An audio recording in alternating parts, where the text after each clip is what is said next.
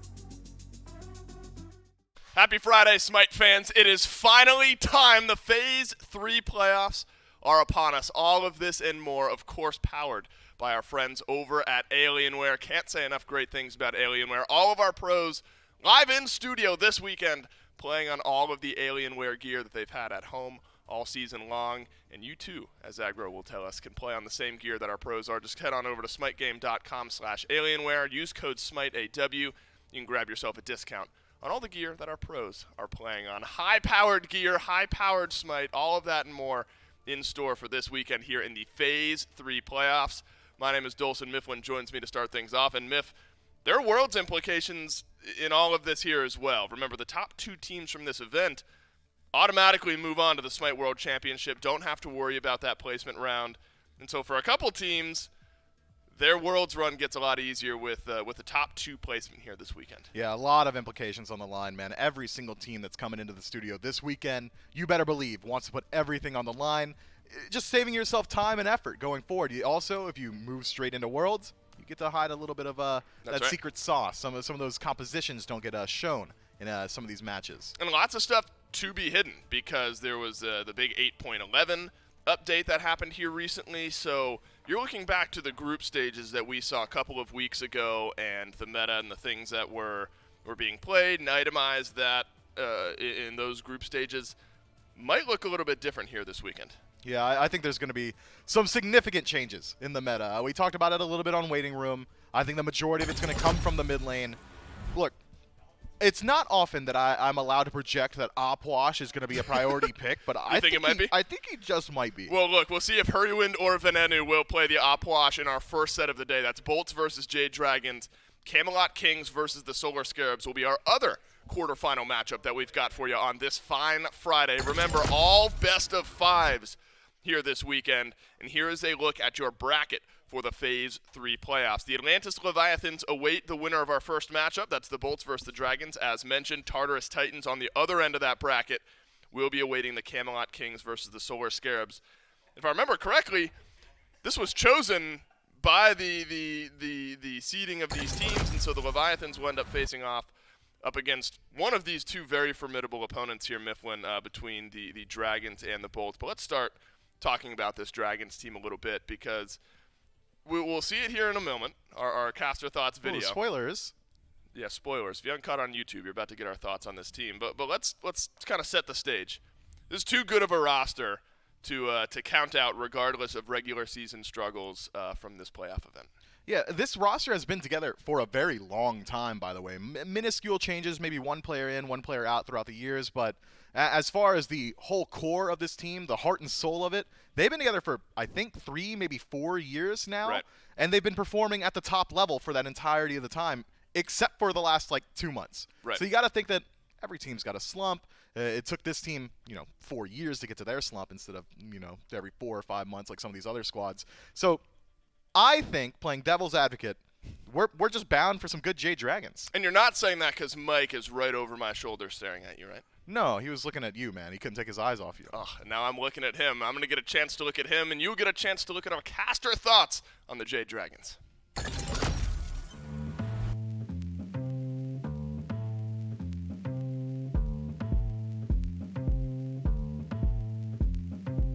This Jade Dragons team is a total anomaly. I have no idea what I'm going to get whenever I watch a Jade Dragons set. And I don't think they know either.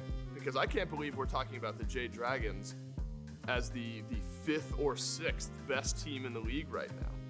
Because it's just too good of a roster to have these types of struggles. You look at the core of this team over the last few years, it's been Panda Cat and PBM, that duo lane.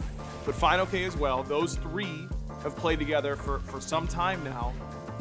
And it just feels like this is the year where they've struggled the most. Individually, as a team, I think all of the above are true. It's a team that has these really high expectations to perform, and sometimes they get there, and sometimes they look like they're one of the bottom teams in the SPL. They've got to clean up a lot of their gameplay. They've been playing a lot sloppier as of recent. They haven't been able to get really anything consistent going for pretty much the entirety of Phase 3. As the metas have shifted, as the god selections have shifted, it just feels like the Dragons have not shifted with them. The adaptations haven't quite been there. The team play, it seems to have been degrading throughout the year. The Jade Dragons will be fine. This is a team that buckles down come knockout SMITE time. But the concern is if the Jade Dragons start to fall behind in some of these sets, how does the mental recover? I think that the history glasses have to come off a little bit, and we've got to look at how this team is performing right now. And right now, I don't think there's a whole lot of reason to have faith that the Jade Dragons are going to win the Phase 3 playoffs. Maybe there's a conversation we had that they've waited a little bit too long to get their head back on their shoulders. The world's right around the corner. You got to think, is this really all we're going to see from the Jade Dragons?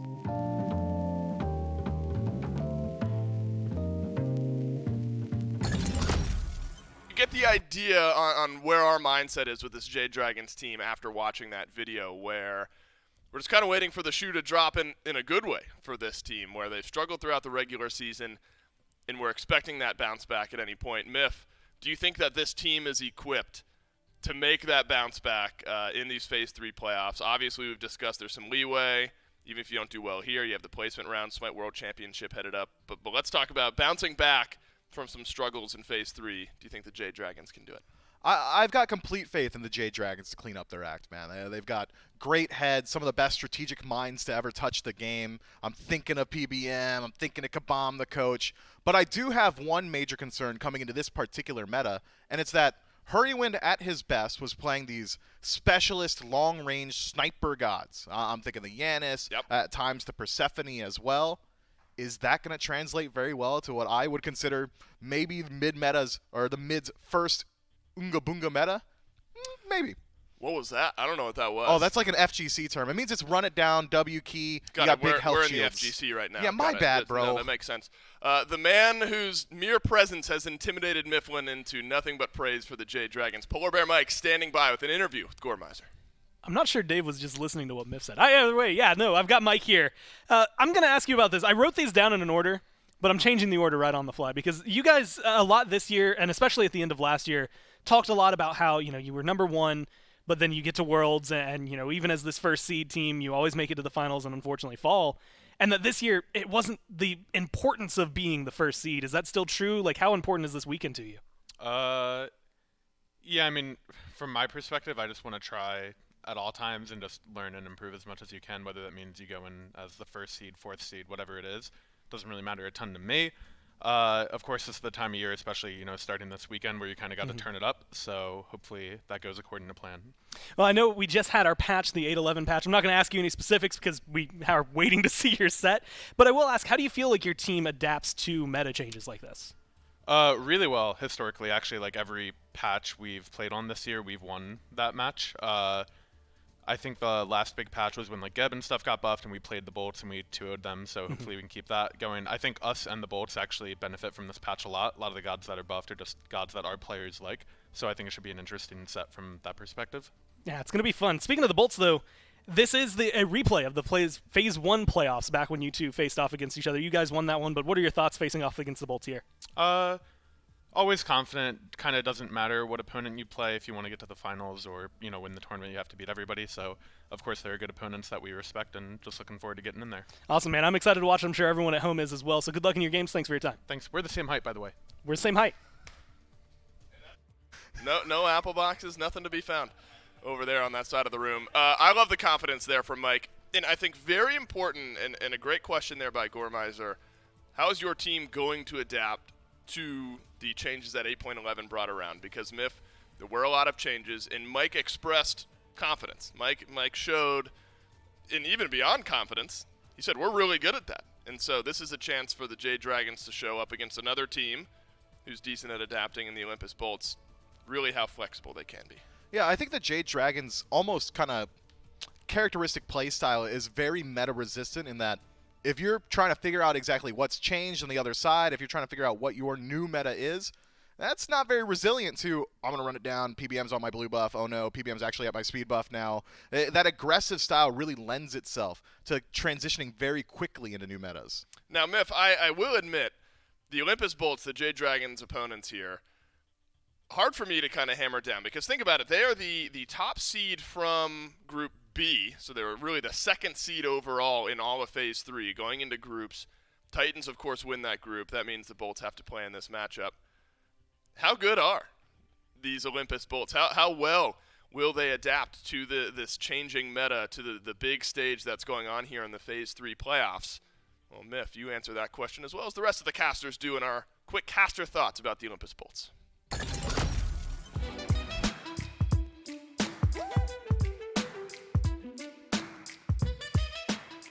When you speak about the Olympus Bolts, you can kind of talk holistically about the middle of the pack of the SPL right now. They've got potential to absolutely upset some of these more higher seeded teams like the Leviathans, like the Titans, but they don't always reach up to that potential. This is such a head-scratching team. I love these guys. What a dynamic squad the Olympus Bolts have.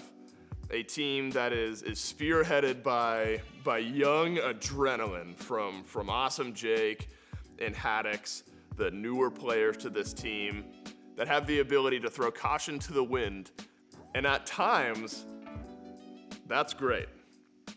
At times, it's a bit unfounded. It's just so difficult. They are such a solid team, and they have so many good plays and good players. But it feels like right now there's still a little more to strive for from them. Ven gets probably the least amount of help of any mid laner in the league right now, but he still goes dead even. He farms up incredibly safely. He gets ready for the team fights, and once the team fights start off proper, it's great positioning.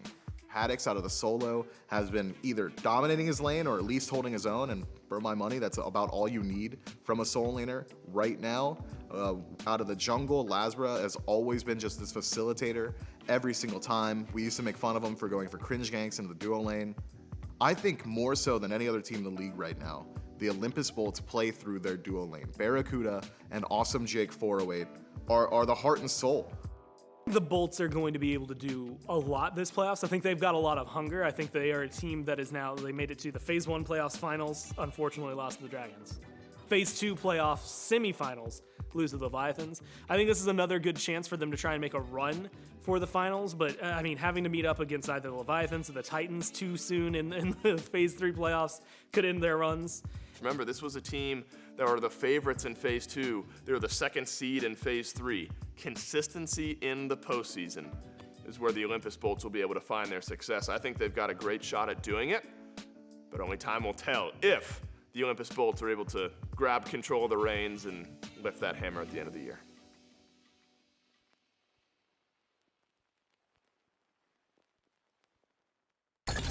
It just feels so dynamic, doesn't it, between the Bolts and the Jade Dragons. An absolute treat to have as our first game in the Phase 3 playoffs here on this Friday. Because, Miff, I think there are similar storylines for maybe both of these teams, where there's high expectations for both squads. Both have found some level of success in the regular season. Might even argue the Bolts a little bit more here as of late. I would. Jade Dragons' success early on in some of our Phase playoff events. And so there's a lot of counteracting forces here between these two teams. And I got to admit, I feel like it's kind of unfortunate we got to lose one of them on day one. Yeah, I would love to see these guys meet up a little bit later on in the brackets, but still a treat to start it off right. Man, you bring up some good points in that there is a lot of parity between these two squads in that they're fan favorites. Both of these teams have some of the largest names that SMITE has got. Both of these teams have had pretty high expectations. If we want to go all the way back to Phase 1, Jade Dragons Phase 1 champions, the Olympus Bolts have a dark horse incredible run where they drop 8 wins in a row, kind of challenging the largest win streak we've seen in SPL history. But since then, both teams have kind of slowed down a little bit. Right, and we're seeing them this early on because it's the Leviathans and the Titans that have really taken control of their own game and the way that they play the game, and we'll see them later on in this weekend, tomorrow specifically. But between the Dragons and the Bolts, I want to look at the mid lane a little bit more here, Miff, before we get into picks and bans in a little bit. Between Ven and Hurrywind, you talk about the need to adapt. I know Book of the Dead is a big topic of conversation here as of late. The buffs to Zeus, maybe parallel buffs, not direct to Opwash, but some of the itemization changing maybe makes him a more interesting pick. Do you feel strongly that between Ven and Hurrywind, one or the other is better equipped to handle these changes, to adapt to the differences that a big mid lane shift brings? Yeah, every time there's a large meta shift, it's going to favor one player more so than another, right? You've got your own natural inclinations on style of play as well as god choices. And between these two mid laners, and I kind of touched on it a little bit earlier, I think that Hurrywind is not going to enjoy this meta as much as Ven will. Sure. Again, Hurrywind likes playing those assassin-style picks where he kind of skirts around the edge of these team fights, where you walk through walls and you throw out unstable vortexes. I'm talking about Yanis. Whereas Ven, I think, a little bit has a higher propensity to get his hands dirty inside of these engagements. So if I had to favor one going into this one with zero data, legitimately zero data, I don't watch the scrims. Right. This is our first look at this meta in competitive. I'd probably favor the Bolts. You're not gleaning anything from our playtest in studio yesterday, Miff? You're not pulling any meta data out from our playtest? Who were the mid laners? Was it Jithens and Vinny? No, I didn't learn anything from them. We had a lot of Scylla. Actually, we did have a Zeus, so and to be clear, we're expecting in some capacity Zeus at some point this weekend. Speaking of Jithens, he's hanging out in the player booth. Hey, there, keep your eyes peeled. You'll see Vinny, too. Yeah, Vinny will be the mid lane. We're getting away from Jithens as well, the man on camera. Look, You're right. There's maybe some bad blood between Vinny and Jithens after what happened yesterday. Just kidding. No, let's reroute ourselves here in this matchup because as far as bans go, Miff, not much has changed directly from what we saw in the group stages. Daji, admittedly, a little bit surprising for me, though, to see in the first 6. Yeah, Daji is interesting. Maybe just a call-out ban here to the Bolts saying, hey, you're going to have to work a little bit harder to facilitate some of these picks. That's another change I wasn't expecting to see so early on. Achilles, first off for the Jade Dragons, has flex potential, can go into the solo lane. Yep. He's at a very aggressive solo pick, so with the axe changes as well, could potentially find some first bloods over there. Or if he heads into the jungle, I mean, Assassin Achilles is generally just good. I'm surprised we haven't seen that much of it. And this, maybe it is only really relevant to Achilles out of the solo lane, but Sigil itself receiving some tweaks, some buffs here as of late. It goes so hard. Feels Infused good. Sigil is so good. What, say again? Infused Sigil is just so good now. It is, right? And the damage feels a little bit better, so we'll see where this Achilles ends up landing. I believe in the back of that shot I saw Row as well for the Olympus Bolts. Local, that's right. Look, it's such an exciting time. Not only is it just the best time of year for SMITE anyway. Look, I love the regular season. So many storylines build up over the course of the year. But when you get to this late season SMITE, every single matchup's so important. And now, given the way that the last 1.8 years have gone, we finally have every matchup in studio over the course of the Phase 3 playoffs. All the players are here. The coaches are here.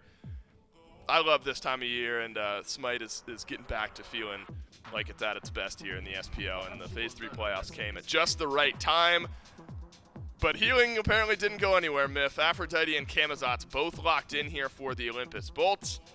Both of those picks pretty popular throughout the group stages. Yeah, I mean, if you cover up the team name, it could just be a Tartarus Titans draft, right? That is very hard to deal with. It still is incredibly strong. Lotus Crown sees a slight adjustment, though, so maybe Aphrodite takes a little bit longer to come online, gets an additional gold cost on that item, but only 100. You're not feeling so bad about that. Camazotz is going to be meta resistance just because he's incredibly safe out of the jungle and has a high damage output. But maybe more interesting to talk about is Zeus. He's been locked in, and I'm not going to question it because he's just good with these new builds. Right. If this was 2 weeks ago, we were losing our minds and assuming that the Jade Dragons are just going to lose this game. Agreed. Right, in general. But now Zeus at a point with some recent changes where you have admitted, Miff, feels good. That this god feels better. And we're still raising our eyebrows. This is a good heat check for Zeus and where he stands. There's a difference between feeling good in our play test and feeling good at the highest competitive level.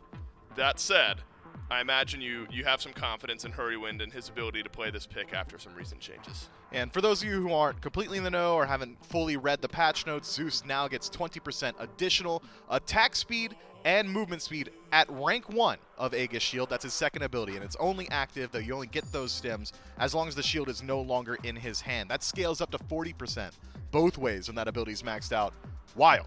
Just a wild stat stick, essentially. And how are you initiating every single fight on Zeus? Probably by tossing the shield out first. Right, you want to throw it out. Yeah, you don't want that. So you're almost always going to have that benefit, as well as some of the changes to the mage builds. You got Book of the Dead. So there's a Nike on the other side, but there might as well be a Nike on both sides because the Jade Dragon's mid laner is just going to have massive health shields the second he finishes that item. Yep, mid lane going to be pivotal here, as it is in every matchup, but you look at the differences now that we have. You have Aphrodite on one side for Ven, Zeus on the other side for Hurrywind. Damage-centric for the Jade Dragons, and you mentioned it there, Myth, facilitator style for the Olympus Bolts. Second wave of bans roll on through. Sylvanas and Serket both taken away. Surprisingly, I guess Camazot's already there, and so that's likely Lazarus' pick now that Nike is locked in as well. So Lazaro wouldn't have been playing the Serket, but that's something Sanford Soccer certainly can play. On the flip side of the coin, the Jade Dragons will not deal with the Xing Chen or the Ymir, but they're going to have a Khepri in their way.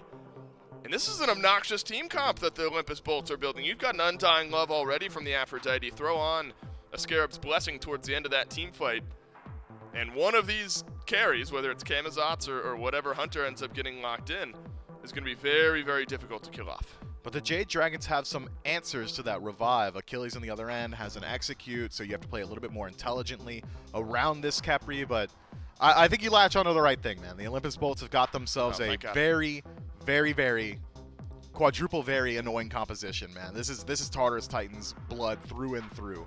Aphrodite through mid is going to be incredibly hard to lock down, always attached to a Camazotz, so he's allowed to dive very consistently. Camazotz has decent matchup into Zeus. It's very similar to Sanctified Field or the matchup in an Oleron, in that Zeus is going to drop that Ring of Lightning. And Camazotz says, word, I'm going to remove myself from the playfield, but simultaneously deal immense damage to you. Right. And look, if there's a team that you can emulate and feel good about, it's the Tartarus Titans. The Bolt's not far off here with their draft strategy, but look at what the Jade Dragons have selected here with their final 2 picks. Sam has been a move against the current style of jungler in the past. When the Warriors were all the rage, it still felt like the guy was making the Assassins work. Obviously, he's enjoyed the Assassin meta, but we'll still stick with the Warriors, apparently, despite how good some of these Assassin picks and those builds end up feeling. So, with the Achilles and the Osiris locked in, one will be solo, one will be jungle, and then the Ganesh in support for Polar Bear Mike. And so you got a Ganesh Hachiman duo lane here for the Jade Dragons. And that has been an avenue where the Dragons have found pressure in the past. Out of that duo lane, you send Mike on a rotation. Do you think Ganesh has that ability? I'm not a massive fan of Ganesh for ganking lanes, but I think for he's ganking got lanes. I thought you just said in general. No, I like Ganesh in good. general. He's got the highest damaging ability in the game, as well as consistent silence, which means that Camazotz, if he is going to be trying to utilize that ultimate aggressively, is going to have to worry about this Ganesh hovering nearby. But the Jade Dragons... How do you kill this Charybdis? Oh, you don't. We knew that. Undying Love plus, Scarab's Blessing plus Charybdis. Charybdis, right. Yeah, and then you've got a Health Shield on Nike, and Camazotz removes himself from the playfield. Is this the Bolts? Oh my God. Is this the Bolts, like, moving all of their chips onto Barracuda's square here? Like, are they putting... Now, and you can't discount Lasbra. If Lasbra starts to pop off, that's where the Scarab's Blessing and the Undying Love go. And, of course, Ven and Awesome Jake, both good enough that you don't always stick them on the same target. But it feels like you've got a wealth of opportunity here if you're the Olympus Bolts to get a carry online and keep that carry alive. The answer then is if the last 2 picks for the Jade Dragons completing their composition gives you comfort in their ability to beat the Bolts. I think it does. Sam for Soccer, the most contrarian player in the league, decided that Osiris Jungle is now all of a sudden something he wants to play, which is pretty exciting. Fits the Jade Dragon style. But the Bolt's composition is really gross. It's just disgusting. If Camazotz hits the ground running, if we see Camazotz get a first blood, could just win the game off of that, like immediately. Winsure got a pocket Aphrodite, as well as a full damage output jungler like Kama. It's pretty hard to stop. Look, the Jade Dragons and the Olympus Bolts, what a way to start off the Phase 3 playoffs here this weekend. Could not be more excited to get into these matchups because there's serious implications moving forward. The Leviathans waiting on the other end of that. Whether the Leviathans are playing the Dragons or the Bolts, I think that set looks very exciting down the stretch here as well. Both teams have given themselves a great shot, I think, right out of the gates here, Miff. You look at Dragons, you look at Bolts. How important do you think it is for the Dragons to get off to a good start here in this set? We've talked about the mental of this team. Do you think they need a win here in Game 1? Jade Dragons are an interesting team in that they've got maybe the most diverse mentality, in that I think that they are simultaneously the most emotional team, but also one of the most emotionally strong team. If they fall down in Game 1, it's certainly going to affect them, but I don't think it shatters them. I don't think it breaks them anyway like that. But if they win Game 1, that momentum is going to carry them throughout the rest of this set. So I think this one might have a little bit of a heavier implication for the Jade Dragons. And for the Olympus Bolts then, for that matter, because if you let this Jade Dragons team start to get those wheels turning in a best-of-5 set, it's very, very difficult to slow them down. The Bolts, not secrets to longer sets. Game number 1 between the Jade Dragons and the Olympus Bolts with Gormizer Aggro and the newest map update to SMITE, our immortalized friend and brother, John Finch. Now joining us for this game and every game from here on out, it's me, Gormizer, alongside Aggro. And Aggro, we have a great occasion for you today. What's that? Zeus's first game. You're here for it. It is a good day to be Aggro. I am excited, man. I really think Zeus is going to be a priority pick this entire weekend. I think that between his buff and the way the new build plays out, it's the perfect storm, and that is a pun intended, for Zeus to really be near the top of the prioritization list. I'm interested that Hurry went with the Warriors Axe, though, because I've tried a lot of different starters. The Warriors Axe one did not feel quite as good to me. I don't think he needs the Sands of Time or the Conduit Gem or the Vamp Shroud or anything like that. I'm a huge fan of the Gilded Arrow to try and make sure that you are double dipping on that attack speed a little bit and really paying off whenever you proc it on your shield as well. But overall, I don't think you can go wrong as long as you're going Book of Thoth and Book of the Dead basically back to back. And he's already got a book online, so he's going to be waiting to get to the tier 3s, things like that. But expect to see those builds coming out. Aggro, look, he's resident Zeus expert. He's been pushing for this for years. Various and sundry changes for him. Finally, we get one. I will admit, I didn't know how much I was expecting to see him. But it's going to be a good look. Osiris as well, back in the jungle. I almost expected it to be this Achilles. We'll see if anything happens over here on the right-hand lane. Yeah, just because this Camazotz has been a huge part. I think the jungle matchup here is going to be large for both of these teams. So the Bolt just gave up both mids and oracles. And this is what Zeus does, is that the mid pressure it provides you is really crazy. It gives you a ton of extra pressure in the mid lane. His level 1 becomes a lot better with the change. His level 2 becomes very strong.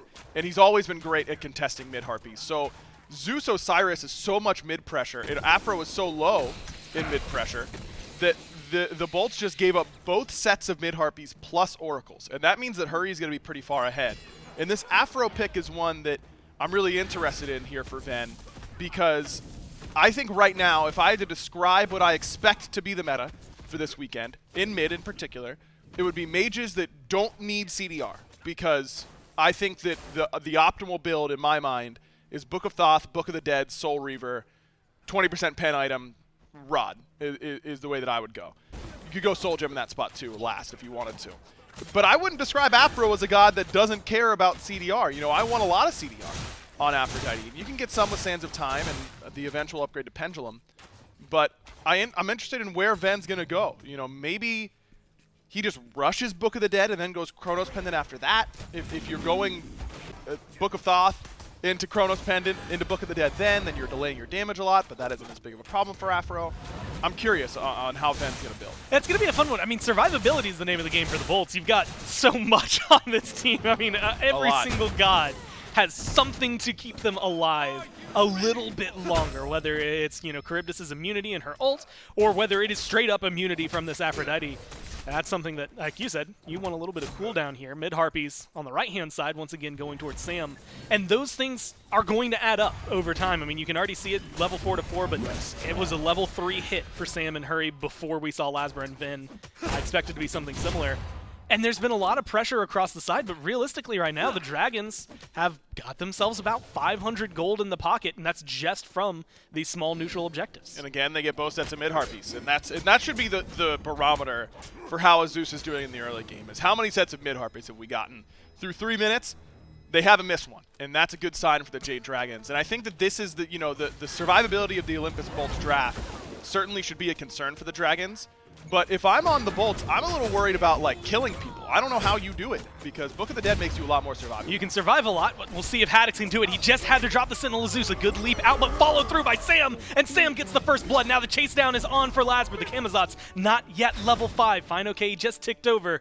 They're not going to be able to find it before he gets to that tier 2. That's going to fall apart, just like Jake is on the other side of the map. Another kill for the Dragons. A great ult by Mike to lock away the Kepler. Love this aggressiveness from the Dragons early. I mean, Fine OK sets that up for Sam so easily. Sam led straight to Lasbra by that ultimate. Haddix maybe does his jungler a little bit of a disservice, and it opens up Sam to be aggressive. And this is what I was just about to say, is that the Bolts, they've got a lot of survivability, but when you're behind, that survivability doesn't matter. You know, the Jade Dragons can wait out a Whirlpool form or an Undying Love, check their watch, see how it's going, and then kill you afterwards if you don't have the damage to really threaten them.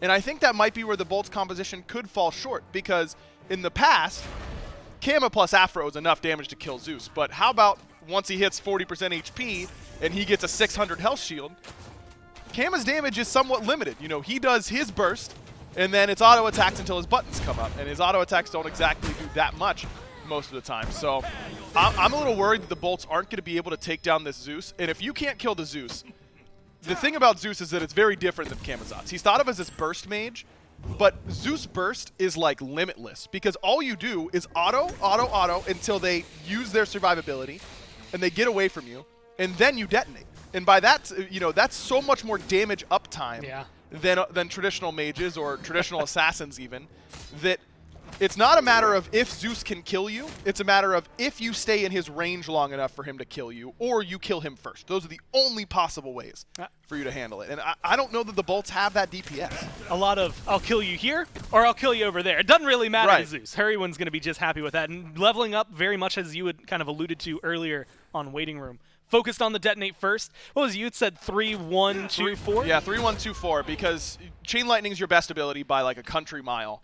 And so you want points in that fairly early, but it doesn't help you enough with your early skirmishes. So particularly in the laning phase, minions just eat it. So you don't want to level it first overall. The 2 scales up in movement speed and attack speed as you level it. So you want more points in it as the game goes on. And I would level Zeus ult if I've got Athena Taunt or Odin Cage or Gilgamesh, ways to keep people locked in, it's worth it. But most of the time, you're just using it to stack a charge or 2 or to burn objectives. And you don't really, your other abilities help you burn objectives as well. So I'm a big fan of just leaving my points into the ultimate until later because I think you get more utility out of the rest of the kit. We haven't touched on it too much, but kind of CC light on the bolts. And the only reason I noticed it is because Hurrywin's only gone for the Aegis. Ult dropped by both Ganesh and Zeus here in mid. Mike and Hurrywin trying to get something started, but not going to be able to find it. And that's why I think this is actually a good Ganesh pick, because of that exact interaction, where Zeus just benefits from that prot tread so much and has such great range that you can just do that every time PBM has his ultimate and every time Hurry has his. Even if Hurry doesn't have his, to be honest, you can just drop Dharmic Pillars, and the Zeus walks up 2 1s, you die. There's not a whole lot of options afterwards. So I like that aggressiveness from the Jade Dragons, and that cooldown is pretty short on Dharmic Pillars in particular. Getting Undying Love makes it so much easier for Sam to play aggressively, too. It feels like a natural win-win. I mean, not only you lock people in, whether it's Zeus ult or, like you said, you just damage combo. And if they leave, you get your prots shredded. There's no way that you can engage in that if you're the bolts and feel confident about it. So far, we have seen it, and we were talking about it earlier, a little bit behind. So far in mid, Venenu is still stacking up that Thoth and hasn't started the next item. And that Aphrodite is the big question mark as of right now to where they're going to go. Otherwise, I kind of turned my eyes back down towards where we see these hunters. Crusher was a really big item, so it's not surprising to see that. But we saw a lot of variety. Wind Demons coming up and second item slots, things like that. Is that still kind of the way for them to go? Yeah, hunter items, hunter itemization in general over these last few weeks, if you would have asked me what's the traditional hunter build? There were 7 of them? Yeah, I'd be like, I don't really know, to be honest, because everyone's just going different things. I think with these, the lack of lifesteal, we could see Aussie second for both these characters. Yeah. I'm curious, the same as you are, as where they're going to go, because I do think that Wind Demon is still the best hunter item, so I'd expect to see it. But other than that, I'm not putting a whole lot of money down, because otherwise, who knows? Well, Lasbra, also a little bit behind here. I keep watching the levels for the junglers. Those small interactions earlier. It felt like a Season 2 cast talking about mid-camp so much, but realistically, it is very important. It's because Zeus is here, and you can see that interaction really weighing on Lasbra and Venenu as of right now. Love this. And Mike and Hurrywin, they were aggressive before. Ults are up. They're going to go ahead and let that one fall to the wayside. But forcing ults out of Jake, Vin, any kind of survivability is going to be a huge win. This feels a lot like both teams kind of returning to form in a good way for the Jade Dragons, that they're being really aggressive everywhere on the map. They're not letting the bolts just do whatever they please. But a bad thing for the Olympus Bolts, where the criticism of this team last year in particular was that at times, Smite's just happening around them. They aren't being the aggressors at any point. They're just letting teams dictate the pace of the game. And the Bolts have not once shown any sort of aggressiveness. And you can make the argument that that's what their composition is designed to do. They're not supposed to be getting aggressive. But I'd make the counter argument that why are the Bolts picking that way? Because that is not, that is a trap that this team has fallen into numerous times. And I'm getting a little concerned as we're nearing 10 minutes. It's a pretty substantial lead already for the Jade Dragons. That might be the pace of this game. Eventually, the Bolts are going to have to get going. Exactly like you said. 15 seconds off the 10-minute mark, and we've got approaching a 2,500 gold, but over 3,000 experience in favor of the Dragons. I mean, level difference aside, it's every single member. It's not like one person has 3 or 4 levels up. Everybody is just ahead of their opponent as of right now. And that gold is honestly starting to get a little bit out of control. You got a fully stacked Thoth, presumably the Book of the Dead coming online for Hurwin. It looks like it's going to be a breastplate on the Makes other sense. side for Vin. And you had said this, get some cooldown, Aphrodite wants it. Yep, she wants it, and this will boost your Book of the Dead shield later on because it's based on your mana. Breastplate of Valor gives you a ton of mana, so it's kind of the best of both worlds. I do think that this is the best possible route for an Aphrodite, and I think this build could be pretty good on her. But it does mean that your damage output gets lower, and I think it's a weird meta where, you know, it's 0 right now, well, so it can't get much lower. Wow, that is crazy. 10.5 minutes, 0 damage. I mean, the thing is that, you know, the meta, when it's going to be Zeus in these immobile mages that can just stand there and trade damage, they aren't survivable by traditional means, but this build makes them pretty survivable. And so it means that they're meta because they're pretty good with the build, but also because their traditional weakness isn't there, and they can actually do enough damage to get through the Book of the Dead shield and kill you. So Aphrodite, she's only missing that last component, that I can do enough damage to kill you through Book of the Dead shield. And I think that's a pretty big component to be missing. That is wild to me. 11 minutes, 19 seconds now, and not even a single bird has even looked at an enemy Lasber has player. 156. That's probably a stray screech that landed on and like sand accidentally, like not even intentionally. He was Right. just going for mid cams and it bounced off the wall or something. Right.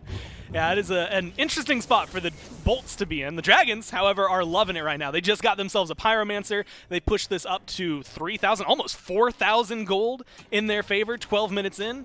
And I mean, when you think of stereotypical 5K Dragons, when experience. you are starting to look at what this team has been doing in their best games, this is it. This is exactly it. Now, they've also had games that start this way, and then they make bad objective calls or aren't there for objectives, and teams can come back in. And the Bolts have been good at turning games like this around in the past. So it's not over, but I favor the Dragons quite a Oh my bit. God. This is gone, by the way.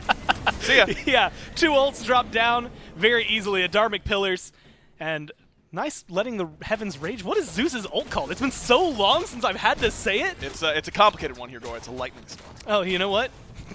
That makes a lot of sense. Right on the nose with it. Yeah, the Lightning Storm. He has thrown a second point over there towards that one. A lot of damage dealt in a very, very small amount of time. And that's an easy objective for them. Hey, what was, 4,000 is now approaching 5,000 gold. And there's still not been much of an answer back from the Bolts. Still have not been the aggressors at all. So now you're asking yourself, where can we be aggressive at this point if you're the Bolts? And it's probably trying to pick Mike or Fine. That's been a problem that has plagued the Dragons a little bit this year, is that their front line has been out of position in the mid game a little bit too often. So maybe you can hope for that, but I'm not a huge fan of the hope my opponent messes up and that's how we get back in the game sort of strategy. Trying to kill the Zeus, but he's got his Book of the Dead done, whereas Venenu does not. So immediately Lasber's job becomes that much harder. I really think that the way that teams are going to have to combat the Zeus, I mean, we're talking like the step after the step after the step we're on right now, but I think that the way that it might need to go is that it's difficult because he's very good in the early game now, but you can still kill Zeus before he gets Book of the Dead pretty easily. But if you let him free farm to this point, it becomes exponentially harder in order to take him down. So I think that the Bolts have already passed their interaction point on the Zeus being easy to kill. He's not unkillable, but it should be pretty difficult. Yeah, you're not going to have a good time doing it. There's a lot of return damage, and you've got survivability, but I don't know that they have the damage to lock it down. Sam was fishing for something over here. We're not able player to find damage. it. Here we go. Look at it. Finally. Whoa, they're jumping up. Look at that. In one fell swoop goes up. But here's the Dharmic Pillars, and that's a lot of damage to lock down. Venenu has to use his ult just to get away from here. Fine, okay, cut off by Haddix. Won't be able to find the loop around, but this tier 1 tower is going down, and that's all the Dragons need. That's exactly the combo that I was talking about. Hurry doesn't drop the ult. He doesn't need to. Ven and Jake get hit by one tick of Dharmic Pillars and would have died if they hadn't used Undying Love or Aegis in that situation. Like, that's the amount of damage that you're going to bring. And yes, the Bolt survivability is great between the Relics and the Kepri and the Afro ult and the healing and all that kind of stuff. But did you see how little commitment it took for the Dragons to force options? They sauntered at them. Right. The Bolts are going to be dripping buckets trying to find ways to survive to the Jade Dragons base kits. Like, they're not even going to need to be dropping ultimates or using blinks or anything like that in order to force these things. So that's where the Bolts should probably go, uh-oh, you know, we may have misstepped here. I mean, Lazarus 3 levels down to Sam, and Sam's 1-0. Like, it's not like he's been all over the place ganking. He's just been invading and being there for neutral objectives, and the Jade Dragons have gotten all of them. Cruising through the game is the way I would describe the way they've been playing this. They have been very relaxed, although that might change right here. Mike, Panda Cat, Heroin getting aggressive onto the red buff. They're going to go ahead and pull back. Not able to find the fight. Yeah, there's 4 bolts here. 4 bolts here, and look at where Sam and Fine OK are. They were lagging a little bit behind. And the Jade Dragons in Phase 3, I think, have made a lot of plays that look just like that. They realize it's a 4v3, and they go, we're fine. It'll be, you know, no big deal. We'll be able to win it. And then they lose these big leads, and that's been a problem for them. So I think that that is a different look from the Dragons than we've seen for a lot of the Phase 3, is calling off that invade and being willing to not take the win. There, it's not even a loss, right? You still force them to 4-way split a red buff. It's just that you didn't get it. And accepting that and knowing that that is okay for you to do in that situation is a good adjustment. Well, a big grouping from the bolts around this Pyromancer, something that they typically lean towards for their first objective, although they've lost out on one of them already to the Dragons. They lost out on that Gold Fury as well. The Dragons meet them in kind, at least in terms of power and pure number presence. It doesn't seem like a big fight's going to break out, but with the way the Dragons are starting to move, they want to start something. It's coming up around these ults. They've got one for Zeus, they've got one for PBM. They're just waiting for the bolts to take one step too far forward. I wonder if they want Panda to rotate to this. It looks like he's shading his way over, but won't get here in time. Yeah, Lazarus in the back line. There's a lot of damage onto Zeus, but just like you said, he seems to ignore it. It's Fine OK instead who's going to be in trouble. He gets pulled in, and the damage is there, but he's going to get out alive. It's Heroin who finds a kill onto Lazarus. They're looking for more lockdown on top of that. Haddix saved by the bell. So many healers, so many shields, and he's going to be able to walk out alive. But it is still a dangerous game for the Bolts. And Zeus damage is not single target. It is spread throughout a team fight. So even if Ven and Jake are looking at 2 different people for who to use their ultimates on to survive, there's a way that one slips through the cracks. And right there it was Lazarus. Never even got a chance to get up into his ultimate. Yeah, you still have Ven and Jake with their ultimates available. That's going to be a lot of damage. That is a lot of damage that bounces off. Yeah, Ven forced to run away as of right now, and is not going to be able to do anything. Pyromancer goes down. Dragons further their lead even more. 7,000 gold. 17 minutes in, approaching 18 minutes. And it does not seem like the Bolts have an answer yet. Not quite yet, and I think this Zeus is just becoming too problematic already. And he hasn't even gotten Soul Reaver yet. Like, he doesn't have Rod yet. He doesn't have Sundering Axe yet. There are going to be a lot of things that you have to worry about now if you're the Bolts. And you see the difference that having this true AoE mage, you know, we've seen Raijin a lot this year, but otherwise it's been a lot of things like Tiamat, and that just doesn't threaten an entire team very well like someone like Zeus does. Oni Fury started up by the Dragons, and this is getting burned incredibly fast. Nice try from Jake, but just off the mark there. Dragons get that. And you know what? The gold lead, it's more than the last time I said it. That's what you need to know as of right now. They're pushing, what, 8,000? Yeah, 8,000 gold, matching that in terms of experience. And nobody's level 20 yet. That is all pure, true experience on the board. 2 levels down in the jungle you had mentioned earlier, and then virtually a level to 2 levels everywhere else. We're wondering where these Hunter builds were going to go. It was Aussie into Wind Demon, as expected.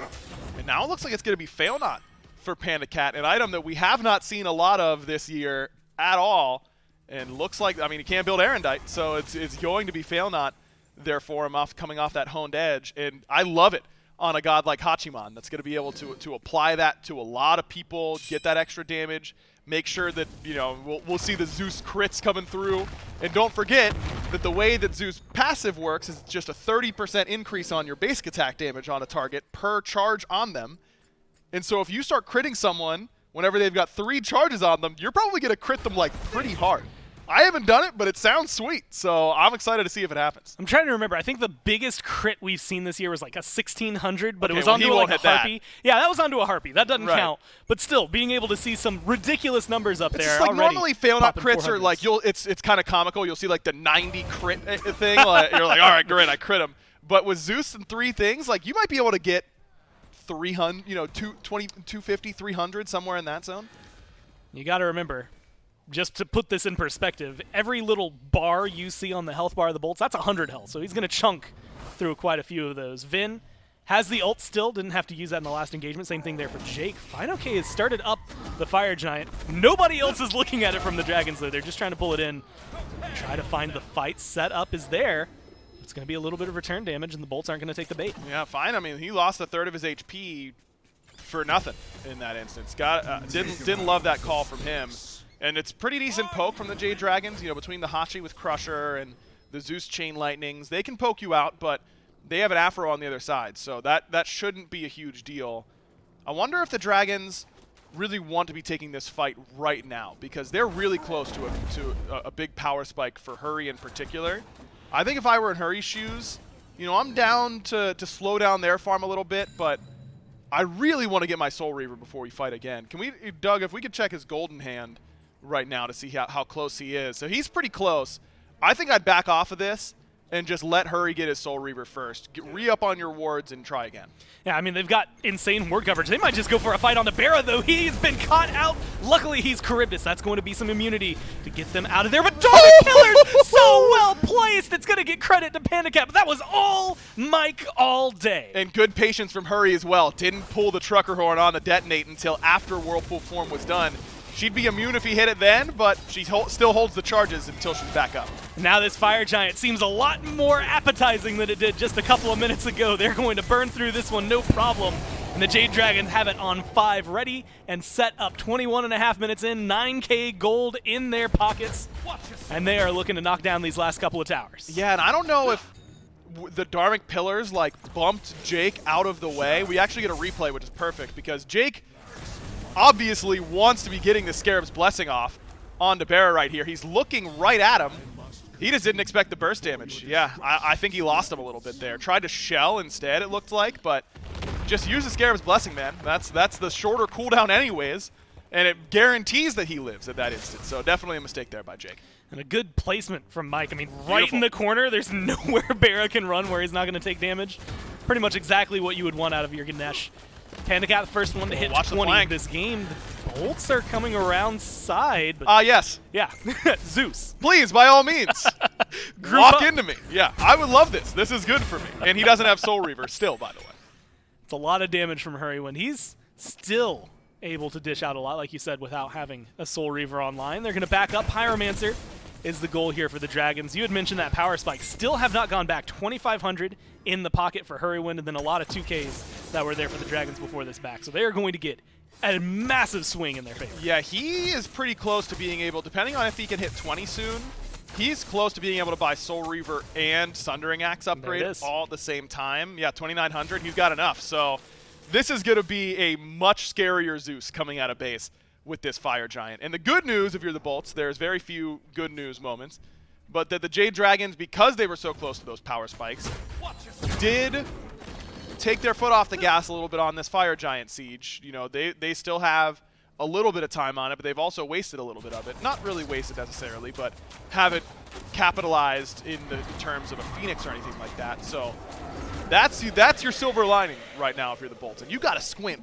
real hard to see it, because it doesn't look like there is a whole lot of silver linings happening. Yeah, the gold seemingly starting, well, not even starting. It's been out of hand the entire game. It has been nothing but in favor of the Dragons from minute 0, it feels like. A couple of mid-camps gone wrong has led us to this. And ultimately, they are now up 14,000 gold. 1 tier 2 left standing here for the Bolts. All 3 Phoenixes that are still alive. The group is on the left side here for the Dragons. They're going to go ahead and start aggressing into it. Lots of ward coverage, so the Bolts know where they are and will potentially be able to find a gank. I'd say keep your eyes on Lazara. Yeah, Lazara's got to try and find something. He and Barra have been nothing but viewers for this game so far. Really have not been able to participate whatsoever. Lazara's really not close to dealing enough damage to threaten Hurry at all at this position. Yeah, can't do much against FineOK and Sam either, so they're going to get aggressive onto 2 Phoenixes. The Dragons are putting pressure on left. It's getting burned down fast thanks to PandaCat. They're going to get some damage, but PandaCat gets left onto the Phoenix for a little bit. Wow. He still stands here for the Bolts. They do a good grouping, and they repel it, but doesn't seem like they're going to be able to do that again. Panda is just an alpha male, man. He gets stunned by then, and he just sits there. I don't got a beat. I'm fine. Now they're going to get aggressive one more time. Good stun from FineOK. They're looking for the objective, though. Grouping is there for the Bolts. No ults dropped on the side of the Dragons. No Dharmic Pillars still available for Mike, and that's going to be the blink in. Here's the engage. Sam and Fine immediately to the back line, and the rest of the team just focuses where they need to. They get the left Phoenix, and they start moving towards mid. Sprint used there by Jake just to make sure, and they probably needed it, but those blinks just in the name of trying to get that objective done. So good work by the Bolts in surviving, but the Jade Dragons got what they wanted. Hurry's a little low, though. Half health going into this fight. And now they're going to go ahead and get aggressive. Fine, okay, immediately to the back line. And guess what? That mid Phoenix goes down just the same way left did. They do exactly what they need. A good zone, and Panda Cat with a Fire Giant buff, and that equals 1 dead bird. Did the Bolts know playoffs started today? Do you think that they weren't aware? Like they showed that, like, so they. I don't know. Barrett brought in a lot of food. Maybe he's still thinking about his breakfast. Ro woke them up and was like, "Guys, it's playoffs today," because they don't look like they've been ready. They don't look like they were ready for this game one. Not at all. And this has just been so clean from the Jade Dragons. And let's give credit where it's due to this Jade Dragons roster. Their draft, I think, was suffocating in the way that it had the opportunity to play. The Bolts, you know, didn't make any obvious mistakes in fights. They played to not lose, and when you play to not lose, the game often looks like this, where you don't look like you're gonna win at any point, and you just hope the other team doesn't push their lead super well, doesn't just completely strangle you out of the game.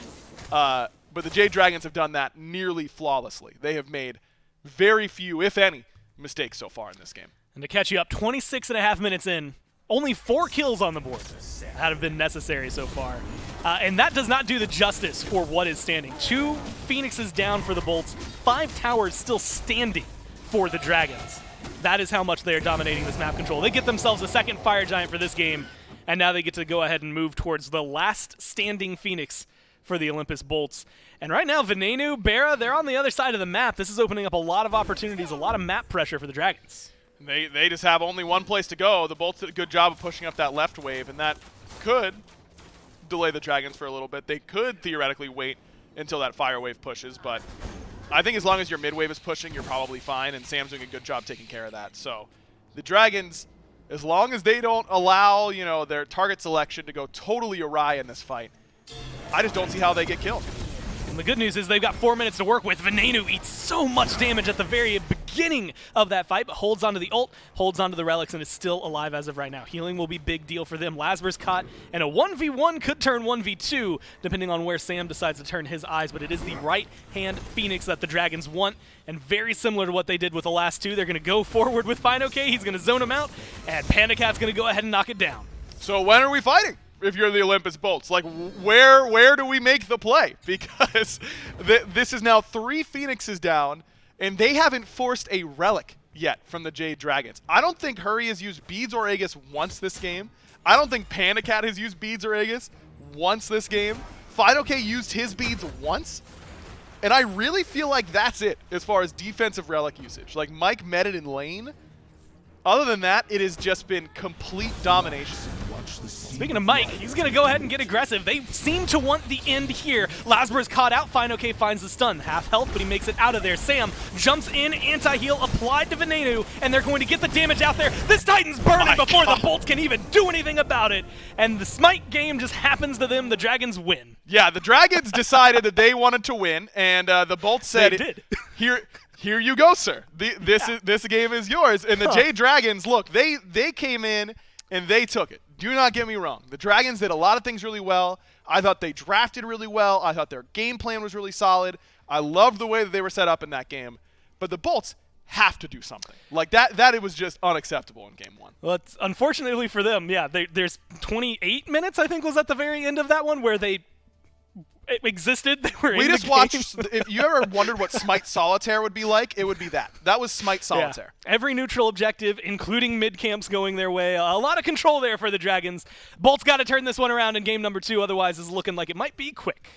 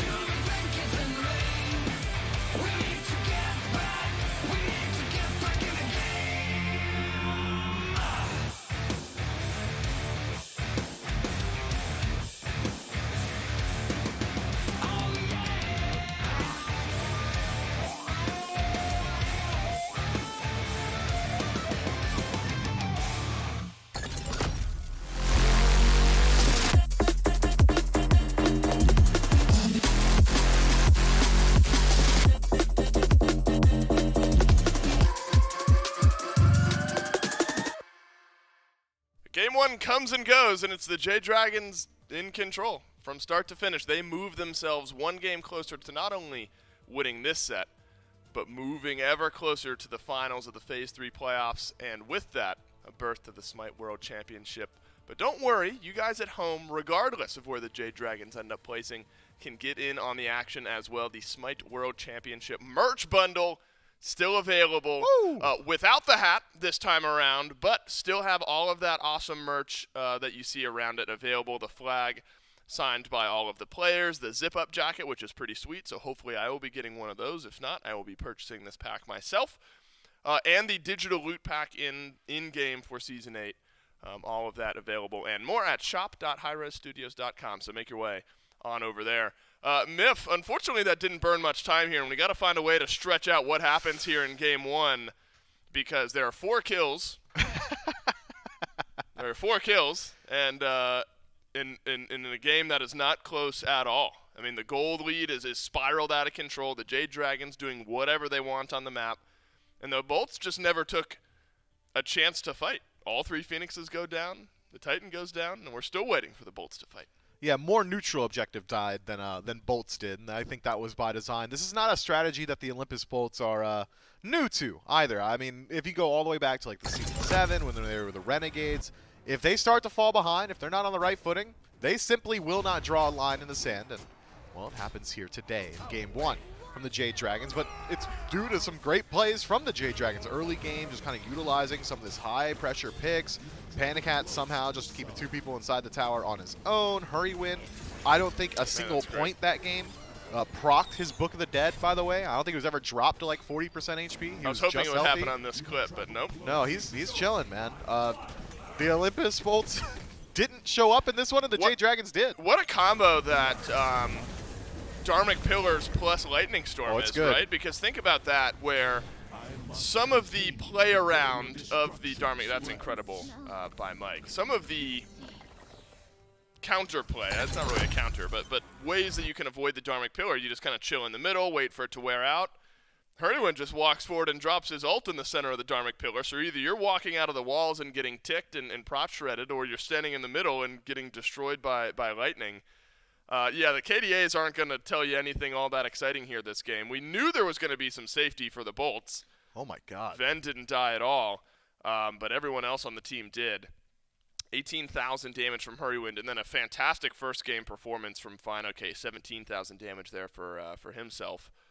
Seems like Zeus is in an alright spot here, Miff, at least after Game 1. He is. I oh my god it there. Lazar put out 3,000 damage. On a god like Camazotz, you just got to get involved, man. You got to do something. Force some resources. Force the beat Zekas from Hurrywin. Make him use the ultimate defensively on his feet. Sure, you might not be able to kill Zeus, and Camazotz probably doesn't anymore because of the Book of the Dead build, but if you're at least forcing out some of those abilities, forcing out those cooldowns, somebody else might kill him, or you might be able to do it a little bit later on. Use code SMITEMAX, by the way, as PBM is showing us. That is the most attractive thing that's been on camera all day, and we've had Mike on cam, all the players on cam, we've had you on cam, but still that's the most attractive screen we've had so far, and it's the SMITE Maxnomic chair. I do want an update at some point on Ven's. He's got one of those bottles of water that have the ticker marks, like at 10 a.m. you need to have drank this much water, at 11 a.m. you need to have this much, and it looked like he was already like halfway through. So I think Ven, if nothing else, feeling plenty hydrated going into game number 2 of this set. And this was the original concern that we brought up going into game 1, was if the Jade Dragons start to get those wheels turning, start to build up some momentum, that's a buzzword you're going to hear plenty this weekend, the Jade Dragons can just kind of run away with the set. Suddenly this game 2, wildly important. You go down 0-2 to the Jade Dragons like very, very quickly in this best-of-5 set. I'm hard-pressed to feel comfortable in a 3-game sweep up against this Dragons team. That said, important adjustments made by the Olympus Bolts. Not only Zeus, but also the Achilles both banned out.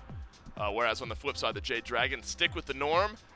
And hey, Miff, you know what the win rate is of Yamoja when she's first picked? 80%. I think it was like 80 or 88% or something like that. Oh, look, man, I thought you knew. Yeah, I think it was 88%. Okay, Anyway, cool. Jade Dragons will first pick this Umoja, give it over to Mike, and a good chance to improve on that win rate.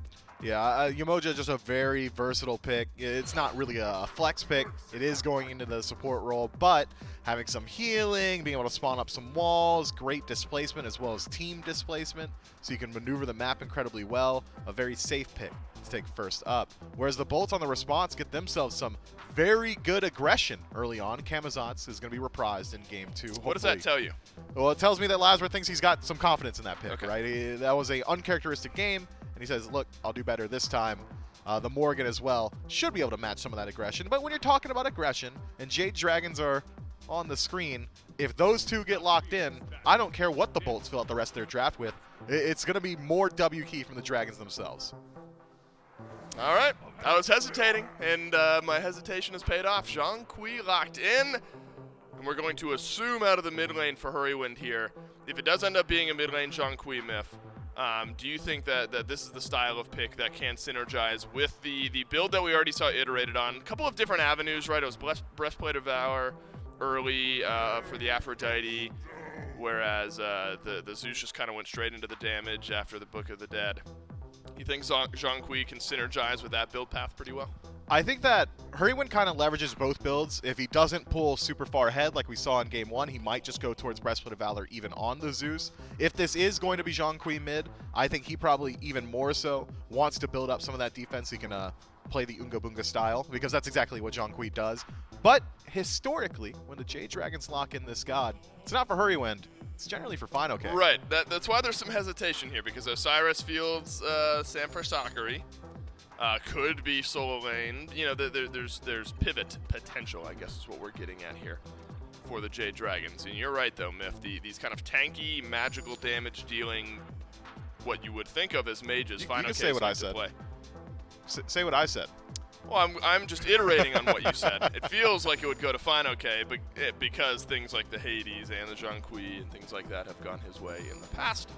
Just opening up the door to all possibilities here, if that's all. Olympus Bolts, they'll ban out the AMC as well as the Hachiman. A good performance on Hachiman in Game 1 from Panda Cat will draw that ban. Jade Dragons change up their priority a little bit here. Remember, it was support bans in the second wave, but Geb already picked here for Awesome Jake. That means Olaran and Cthulhu will both take a seat. Can't forget, look, the Bolts had a Titans-esque draft in Game 1. Cthulhu plus Morgan would have been another look at it here in Game 2. Yeah, I think the Morgan plus Camazotz on its own is enough to get a nod towards the Tartarus Titans for me. As Soul gets locked in, that is likely headed for the long lane. So decent Hunter matchup no matter what. A great deal of safety. Disapparate still one of the best abilities in the game, especially considering the performance that we saw from Panda Cat last time. One of the only 4 kill clips we got was him keeping 2 people locked inside of the tower on his own. Well, I mean, you're not going to kill Soul in the tower, unless you're Heimdall maybe. Now, Myth, and I jumped on this train with you, so both of us are wrong here. We're talking about how it would be Zhang Kui solo. Looks like it'll be Mulan for Fine OK, Osiris for Sanford Soccer, Zhang Kui mid, then for Hurrywind. Of course, that'll put Panda Cat on Heimdall alongside Polar Bear Mike on the Umoja. Feels like, you know, Mulan got some buffs in recent updates. You train up those abilities a little bit faster. Didn't see a resurgence into the meta in the sense that it is now the overall overwhelming top pick out of the solo lane, but we have seen more Mulan.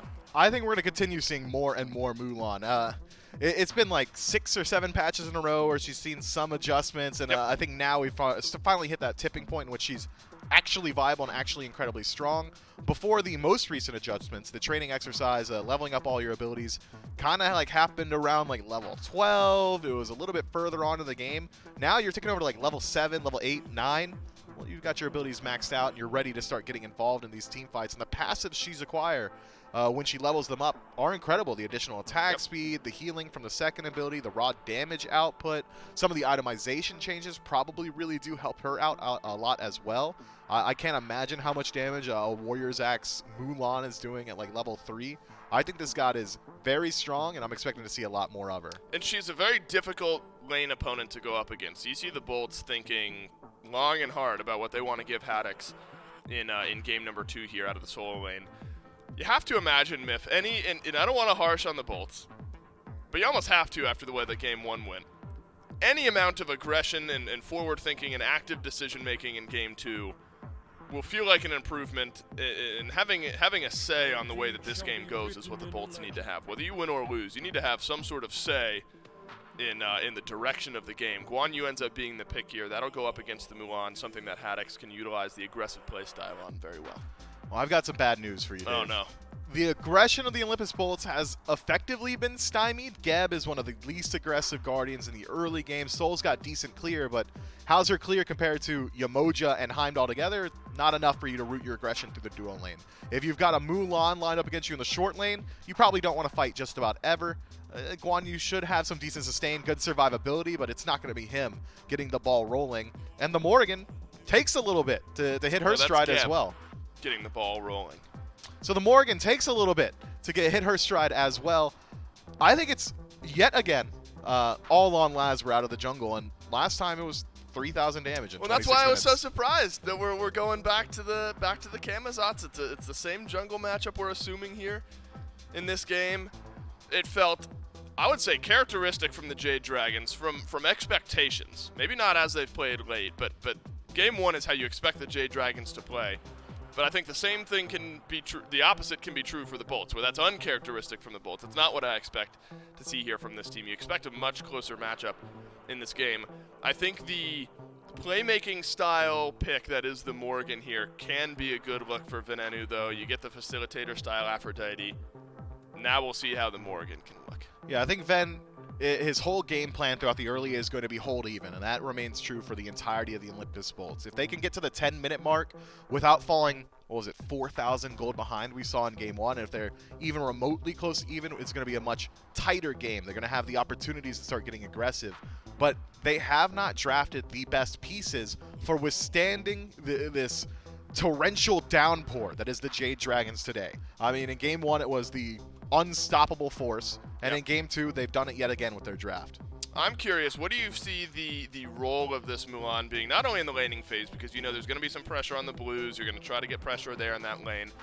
As the game goes on, that's where the conversation about Mulan changes from dominance to, well, some of the weak points. You kind of root yourself in place, you can set yourself up for failure in some of the team fights depending on how you position around those abilities. What do you think FineOK, as this game goes on, looks to do in these late game team fights? Mulan very quickly becomes an initiator for your team. The third ability, the arrow toss out, very good for repositioning. The ultimate, great chase down as well. FineOK is going to be in first and out last. That's a good guy to have in that position. Jade Dragons take game 1. Can they do the same in game 2? Let's find out. Let's see if the Bolts can get a kill on the board before we get to the end of game 2. That's what I'm hoping for here.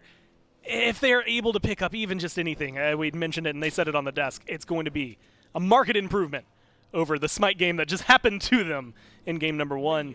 Agro, I want to ask you, because you're mid, and mid got a lot of changes, this is where things get very fun. Yeah. I don't know if I want to go to Zhang Kui first or the Morrigan, but how do they both fare with the new build? I don't think you can go the new build on the Morrigan. I think that character is too CDR dependent in order to go with the Book of Thoth build. So, and it looks like Ven isn't going for that start at the very least. So he starts off with Lost Artifact. So I'd expect something pretty similar from Ven from the last patch. So that does, I think, bump the Morrigan down a little bit, though. She spends so little time in her base form anyways, whenever it comes to the important team fights, that maybe it doesn't matter too much to her. I think Zhang Kui is very good with the new build, and you know, it allows him to be that degenerate, aggressive style pick. I say all the time I want Zhang to be able to go blink Aegis. I think he can into this draft, which feels really good. I love this Zhang Kui pick here for Hurry. I think that you can just run at this Morrigan with reckless abandon and let her try and answer, because, you know, if you force her transform, great. If you don't, cool. I poked her out and won the trade because I've got a lot more sustain in my kit anyways. I think that this is the time for Zhang to rise in priority. And it's been a good year for the Dragons using Zhang. I think their most recent game with him was a loss, but other than that, it was a lot of wins on them. Except that was FineOK who was playing it. They used it exclusively in the solo lane. So a fresh look for Hurrywind on this pick. And admittedly, like you said, he's in a good position to utilize it. And I think that it fits Hurry's playstyle really well. I mean, we had him here for the content day a couple of weeks ago, and talking to him and a bunch of other mid laners, and I asked him about his play style and how it's changed over the years and all that kind of stuff. And he really went into the fact that it doesn't make much sense for him to try and be Paul and Shinto, but because Paul and Shinto are going to be Paul and Shinto better than he will be. He needs to embrace his own play style. And his own play style is a little bit more team-based. It's a little bit more willing to get in there and die. And that's what Zhonghui is supposed to do. And that's what Zeus is supposed to do. And that's what Apwash is supposed to do. And these types of gods that I feel like we're going to start to see this weekend, I think this is a really good meta for the Jade Dragons because it allows you to play these pressure picks in mid that are aggressive and willing to go in and 2-for-1 themselves and that kind of stuff. And I think that Hurry fits that play style very well. Well, looking over the duo lane, I had two thoughts that immediately came to my mind. First off, Optimus Prime skin available now. If you're playing Geb out there, go ahead and go get that one in the new Battle Pass because they're awesome. Yes. Like the just full stop, they are awesome. The other thing that occurred to me before I could even talk about it is still the skin that Jake's using. The snowman may be able to blend into the map kind of well overall. I mean, the white matching. That's a good point. It's going to be an interesting thing to look at. Granted, it's still Geb, so he's still going to get hit a lot. This is another lane. I mean, it feels kind of slow. Geb's Soul doesn't necessarily scream control to me. I mean, it's going to be decent enough at farm, but they're not taking over the game. No, Soul pretty good at buying you pressure in her lane, but maybe not enough to make up for Geb. And Heimdall Umoja's pretty good wave clear, so there's a reason that the Jade Dragons are posturing fairly aggressively. But the big difference is that Zhonghui isn't going to absolutely dominate you in the early like Zeus does, especially around the neutral objectives. So that is a boon for the Olympus Bolts for sure, that they should be able to get at least some semblance of mid-camp control this game. But again, I think that their team is just really hard to engage onto because they return damage well and put damage on you pretty well. Zhonghui, that's kind of the name of his game, is sustaining through your damage, through his tankiness, and through a bit of healing if he's next to a minion wave, and then putting out the damage at the exact same time while waddling around. So I feel like the Bolts, what is their initiation plan? Because no blink on the Geb, no blink for Haddix. How do they get fights started? I just don't really see it. As of now, things are going, at least it feels like slightly better for the Bolts than they did at this point in Game 1. It was, a slight gold lead, but they were approaching 500, 600 gold. The Dragons quickly turned that into what felt like a blink of an eye, 1,500 after the first blood. But experience is starting to trend their way. Gold is still trending their way. Those neutral objectives, a huge deal. And my eyes don't fall onto the Dragons. We saw what they could do in a position like this. They fall onto Lasbra because he was the one who was oddly devoid for a majority of last game. Exactly. He's got to be more aggressive than he was. And he's got good position right now. Looks like he should be able to secure those right side mid Harpies, which is literally noteworthy in comparison to how the last game went. Like that matters, that they can get some semblance of pressure and that Venenu has a slight experience lead in the mid lane just because we didn't see this at all from the Bolts in Game 1, but I still get worried about how this game plays out for them in the long run. It still seems like a composition that is waiting to be engaged upon, and the Jade Dragons just didn't make any missteps in their engages last game. And now you've got a Yamoja, which is really easy to engage with. Still have this Osiris. You have a Mulan, which is fairly similar to what that Achilles is going to bring. So I don't see the Jade Dragons making mistakes until I'm proven otherwise, because they look like they came to play here today. We're in an interesting spot where I look at the Bolts draft, and that feels like a team that wants to wait to fight, which maybe isn't the best position for them to be in, but still, that's what it feels like. I look over maybe towards Lasbra, again, maybe the spearhead for their team, but the Dragons don't necessarily scream rambunctious. Like, they fight no matter what, whether their draft says so or not. But this is a team, especially with Hurry stacking the way he is, they're perfectly fine with this pace, it feels like. Yeah, I think the way the Jade Dragons draft plays out is that they'll just go where they please when they please, because they don't have to worry that much about what the Bolts are going to do. Now, they aren't going to be blinking on you constantly and forcing your relics and all this kind of stuff. That's not really their game plan with this draft, but if they don't think you're going to be there for red, we'll walk in, we'll take that, and we'll walk out. What are you going to do about it? Because we have the better skirmishers on our side. The Bolts have the better team fight potentially, though I don't even know if I'm fully co-signing that just because of the Umoja there for PBM. Maybe the Bolts out-team fight you, but even then I don't feel like that's massively in their favor. So if they just don't have, you know, if they just fall behind in the early stages again, then what's their avenue back in? Well, they use the fog. This time they control entirely those right side Harpies. A little bit of a skirmish over there in solo lane. Lasper in the neighborhood feels like it could explode into something a little bit more, but Haddix doesn't seem to have the ground under him to make things go the way he wants. Mike has made his way over here. The Umoja, of all things, was not what I was looking for on the minimap, but now she's ready and set up. If that had connected from FineOK, a good grapple might have led to the first blood here, but they're going to go ahead and let Haddix just relax. Yeah, Haddix rushes the Breastplate of Valor. Fairly common on Guan Yu that the CDR is more important on him than on most other warriors because he's more sustain-based, and he wants the mana from it, so doesn't go for that typical Blackthorn rush that we've seen FineOK go for, which means that Fine should have pretty easy pressure, and he has so far in this lane.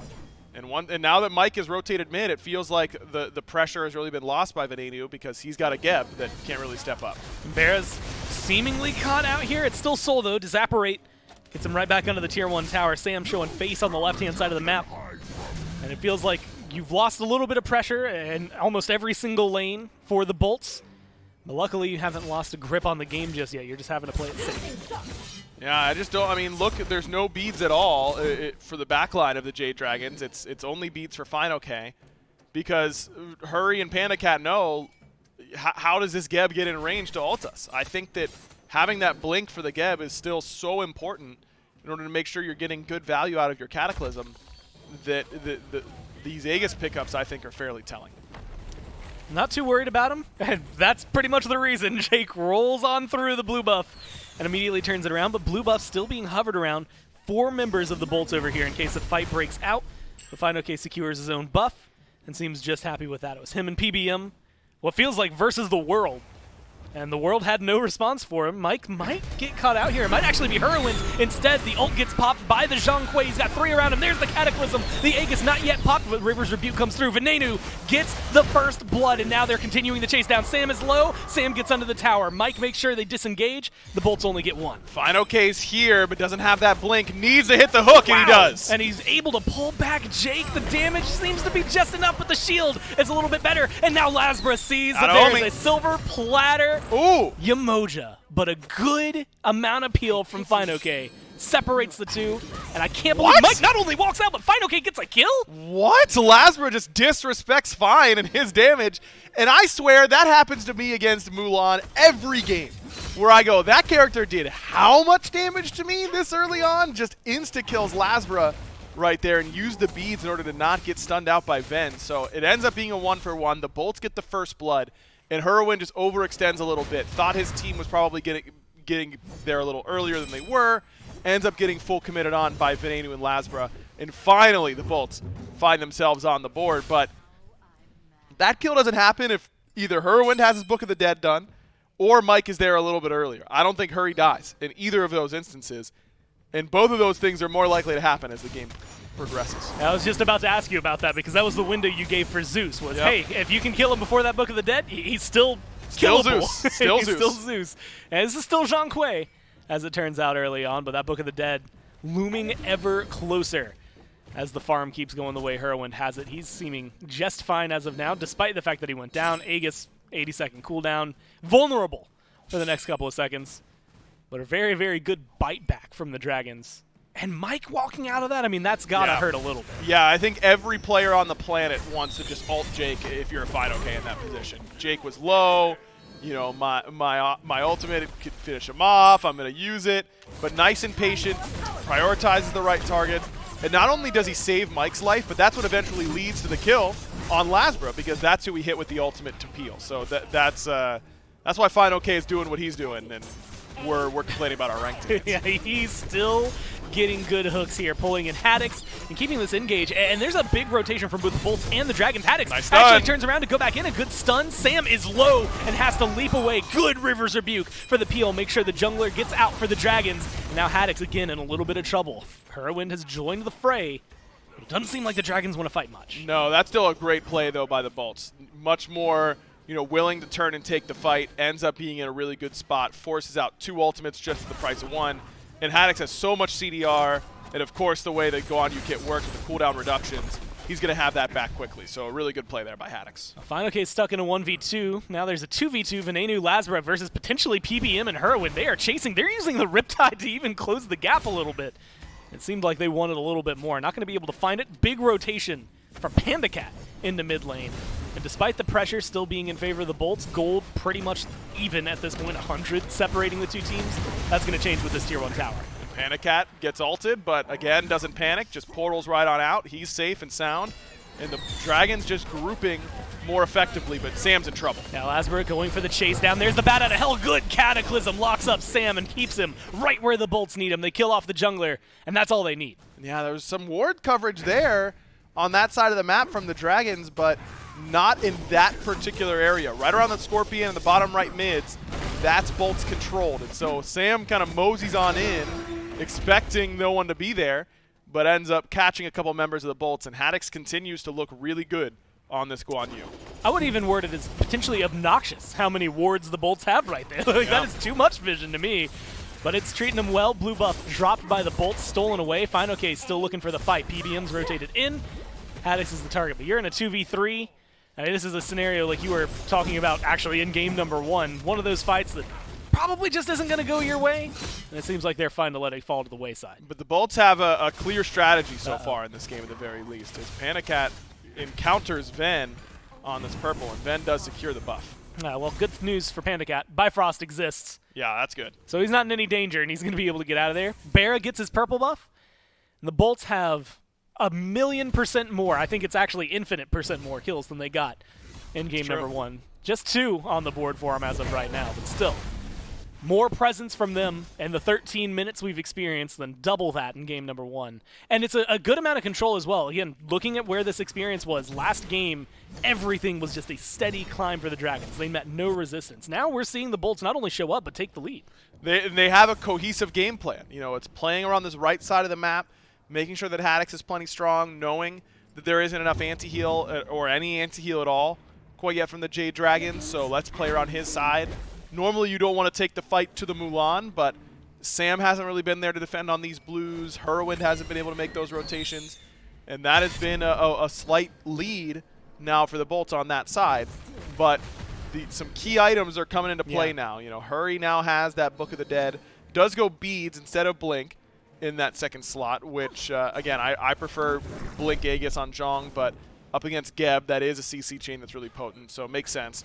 You have to go beads in this game, I suppose. And you've got the Exi now done for PandaCat, Toxic Blade nearly done for Sam for Soccer. Things are going to improve for the Jade Dragons, and I wonder how the Bolts are going to team fight with this composition. I think that a lot of pressure has to be on Ven now. He's got the biggest lead on the map. He's got to make it work. Yeah, 2 levels up on Herwin. With that Book of the Dead, it kind of throws into question whether or not that's going to be a successful gank for them. But it's not going to stop him from trying. That is going to be a Cataclysm. Good beads, preemptive there from Hurry to make sure that he does not get stunned out. Lazara eats a little bit of damage from the Dragons, and the Bolts are going to have to disengage. Tower pressure is all in favor of the Dragons right now. The only one that's fallen is that tier 1 in mid for the Bolts. So that is where they have to be a little more careful here in the mid lane. Yeah, I'm a little surprised that Hurry kind of needs to use beads in that situation, because Ven and Lazara were pretty far back. Lazara has Blink. They saw him coming on the ward bottom left, so I feel like there's a lot of situations where he doesn't actually need to use the purification beads, and clearly that's all Jake wanted. He just rolls in, Cataclysm, on my way out. Thank you very much, sir. It's just a literal drive-by for Geb, and exactly what he'd want. Gold Fury is going to be postured by the Dragons. They're standing over here. So are the Bolts, though, and that is going to be enough to call them off. hi-rez has not been having a good time in lane, I think is the best way to describe it. He hasn't died yet, but he is almost always lower health than what we see out of Fino K. And this Mulan seems to be causing a little bit more trouble. Luckily, though, that healing, that's something I wanted to talk to you about. Healing, Geb Shield, bat out of hell. It feels like the Bolts draft more capable survivability this game. Yeah, I mean, they had a lot last game. They have a lot this game. It's, they seem to, if I had to guess what their view of the meta is based on their first 2 drafts, is that they really value sustain. They really feel like sustain is very important to what makes their team comps good right now. And game 1, it was proven that the sustain wasn't enough up against what the Jade Dragons were throwing at them. And it hasn't been definitive enough here so far in game 2 to say one way or the other, which is a good sign because by this point in game 1, the game felt kind of over already. Now, this is definitely not only a much better showing, but they're even potentially taking control of the left-hand side. No, they're not going to start up the Gold Fury. They're going to go ahead and fall back. Ward coverage from the Bolts has been nuts this game, and you can still see a lot of deep wards on the left-hand side. That Gold Fury, they delayed it for a second, but now they're going to start it up. The burn is there, but it's taken them a little bit of time. Half health already for the Gold Fury. Lasberg gets aggressive on the side, but it's fine. Okay, who is absolutely controlling the jungler, but that's a 3-man Cataclysm from Jake, trying to control and make sure that the Dragons can't do anything, and that is going to be said for Mike. He is low, and he is out. He stays alive through all of this. Now Lasbra in between 4, bad out of hell, forced, but it's going to be Hurrowin, first blood in this encounter, gets rid of Bera, and now they're turning around to fight right back into it. Haddix caught out by 5, and this healing is too strong for the Dragons. And Sam still has Blink, doesn't need it right away. Slows down Jake, and he's got nowhere to go. The Jade Dragons blank the Bolts in that team fight. And it looked like it was going to be close for a moment, but Yamoja still turns out to be pretty good, by the way. Not a lot of anti-heal there for the Bolts. Those shields come in big for PBM and the healing as well. Only that Brawlers as the anti-heal option for them, and that really makes a big difference. But again, right as it looks like the Bolts are going to be able to win the fight, they start to collapse. And where do they collapse into? A Zhang Kui. And he goes, great, my time, and just slams 4. And all of a sudden, all the health bars from the Bolts just start chunking down, and they can't keep up their DPS. They don't have the damage to kill Hurry through that Book of the Dead shield, and they just end up losing the team fight. Bera didn't get off a whole lot of effective damage. Final K dominates Lasbra at the beginning of that fight, makes sure he starts it from a very low health total. That Mulan was excellent there for Fine. And I mean, that was a great Cataclysm from Jake that, like you said, there was just not the follow-up they needed by the time they collapse when they get there. Oh, maybe it's the worst case scenario for you, that Zhang Kui laying in wait. 2-1-1 is a 3-0 swing for the Dragons there. And with the Gold Fury on top of that, they've now started to push this lead. It's just shy of that 3,000 mark. They're sitting around 2,700, 2,500, depending on where these waves are. But that is the most substantial lead we've had this entire game. Everything has been within that 1K, 1,500 mark up to this point. Yeah, and just the way that fight goes for the Jade Dragons, like even if the Bolts kill Mike got everything off. Like he drops a good ultimate, uses all of his Omi, uses his Ankh, uses his Med. He's not doing that much after that anyways. So the overcommit onto him is really rough because he's done his job in that fight regardless of whether or not he lives. And then he kind of baits everyone in. And the way I think about that team fight, it's like they're chasing Mike down the hallway and he bursts into a room and everyone's right behind him. And then Hurrowin like slowly turns around in the chair and is like, gentlemen, thank you for joining me. And then he just demolishes all of them with the Zhang Kui. It's all bait. You just can't chase him down. That's twice now that Mike has gotten out alive. Yep. When admittedly, he just should not. Even if he goes down there, it's still a favorable trade for the Dragons. And ultimately, if they get that kill, at the end of the day, it maybe changes Jake's death, and that's about it. So the Bolts have a lot more to figure out over the next couple of minutes to try and get aggressive onto that. Pyromancer was also taken by the Dragons, so they're really starting to feel themselves. 22 minutes, I believe 23 minutes, was when we started to see the Dragons feint their way over towards the Fire Giant. That's 20 and a half, and they're already over here. Haddix is getting caught out. He's forced to ult already. That's going to be a stun on the Fine OK. But that is not where you want to use that. No, he's got a lot of CDR again. I mean, he's full CDR now. As long as he's near a teammate, every heal is going to reduce that. Every dash through an enemy is going to reduce it. But the Jade Dragons, once they start to death ball, really, I think the onus is on Bera. He's got to get massive soul ultimates in order to make this composition pay for how they want to play. Vin is not in this fight. They've got 5 versus 4 on the tier 2 on right. Vin is currently pushing the tier 2 in mid, so this is going to be, at best, a trade. Maybe a little bit more. Lasber's looping around, looking for someone to catch off. I mean, at this point, you might just get caught out yourself. Riptide just a little late from Mike. Not going to be able to pull him in. And it's so far tier 2 for potential tier 2. Should be tier 2 for Venenu. And with him not being existent in this fight, I'm surprised the Dragons aren't trying to do a little more. No, I think the Bolts play that really well. They just don't allow, you know, the cardinal sin there if you're the Bolts is taking a fight under that tier 2 in a 5v4. That is the worst thing that you can do, because if you're trading tier 2 for tier 2, you know, there's an argument about whether or not the mid tier 2 is worth more than the solo lane tier 2. I think solo lane tier 2 is probably slightly more valuable just on the way that Fire Giant fights normally chase out. You normally end up going through solo lane more so than mid lane. But each wave the Dragons are getting while they kill that tier 2 is 5 split, whereas Ven's soloing every wave that he's getting. So it's more, you know, that 1-for-1 trade in terms of immediate value is more beneficial to the Olympus Bolts. So they make the smart call. They don't allow the Dragons to engage on them. They don't engage themselves, and they just let Ven split the map. I thought that was pretty smart Smite there from the Bolts. And you have to look at it. I mean, you had mentioned it earlier. He had a small lead on Heroin at the time, still 2 levels as of right now. So that experience and gold going somewhere very well and beneficial for Venenu. And also, I mean, you had mentioned it, very similar build to what we've seen out of the Morrigan in the past, nothing changing realistically with this patch. Same thing can be said for Soul. Not necessarily expected anything to change down there. But Bera has gone Typhon's Fang early, then into the Spear, then into the Rod.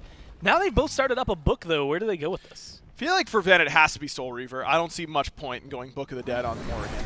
Because half the time you're gonna transform into somebody else, and you're gonna drop below 40% on that person. Maybe when you come back it'll insta proc for you, but you know, no other mana items besides do more. But I don't really love it. Pendulum I guess has some. I don't know. I'd expect Soul Reaver for him. Bera, I don't love Soul's application of Soul Reaver, but I think it's better than Book of the Dead. So I'd go that too. We'll have to watch where they go. A little bit more gold necessary for them.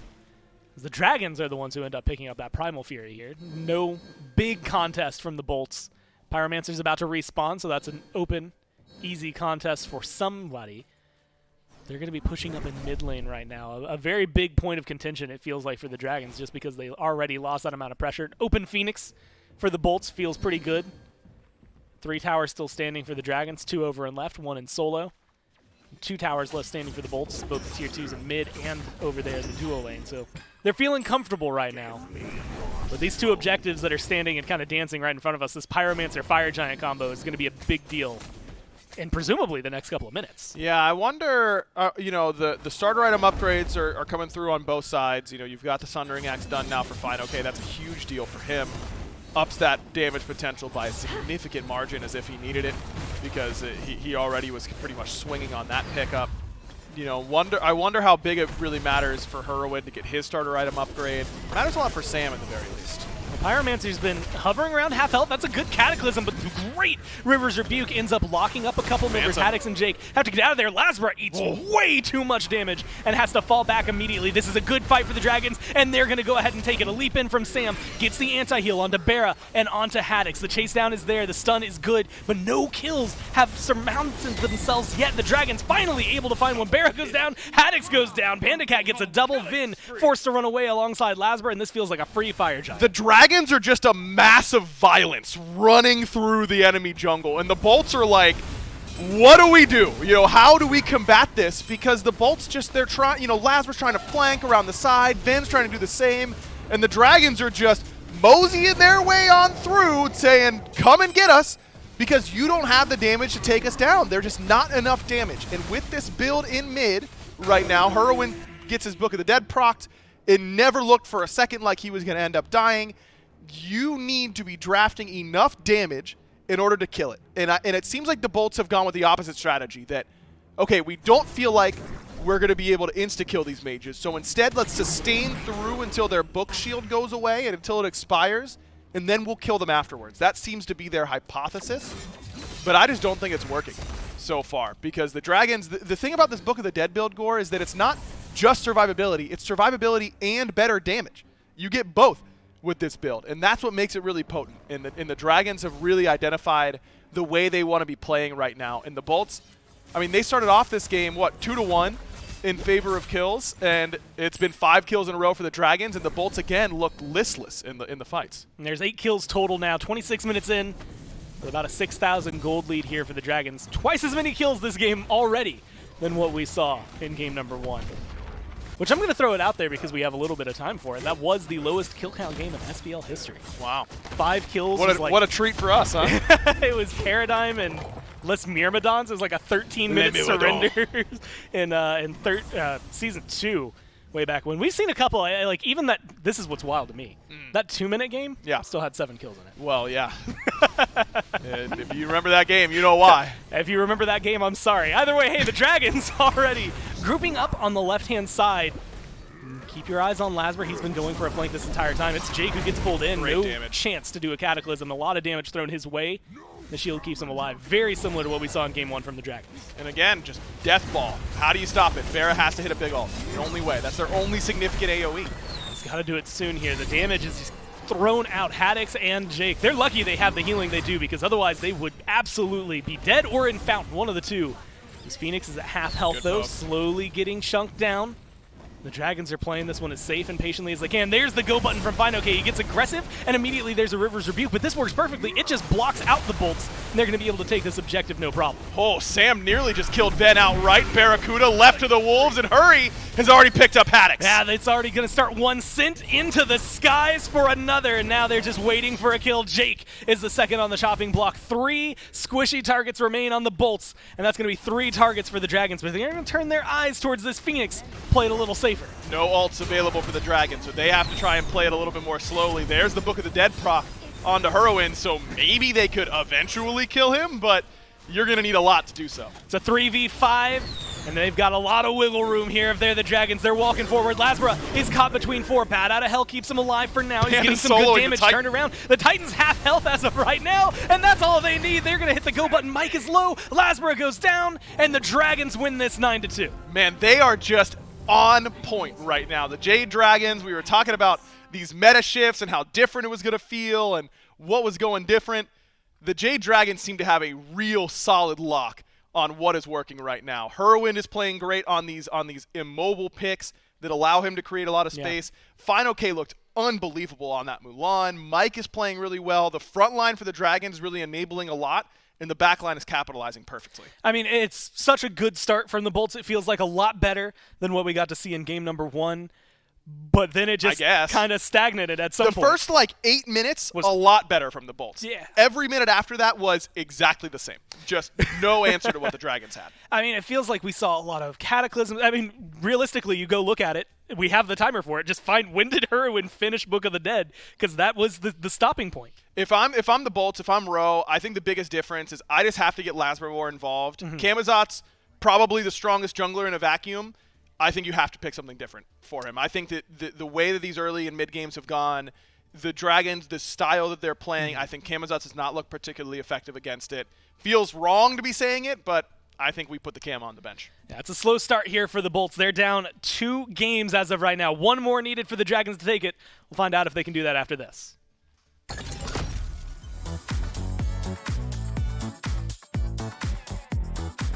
Hey, wait, what did it win? You win the respect. You're telling me an alien wore this? Perfect. Okay. Okay, that was a good cut. Messaging him to mute. The best graphics you really need, Ultra, of course, and I can probably watch a stream on the side. Content's gonna look good. Pretty good, pretty good.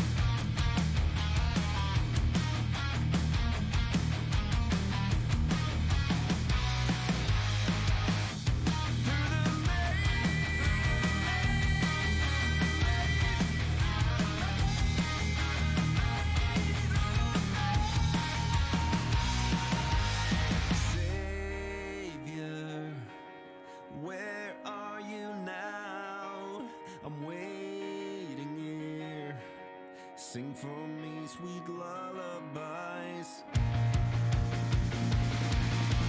Bright nights, everlasting darksome days. Bright nights, and wearing the stain you made on me. And I wait, and I wait, and I wait, and I wait for the bright nights to lead my way through the maze.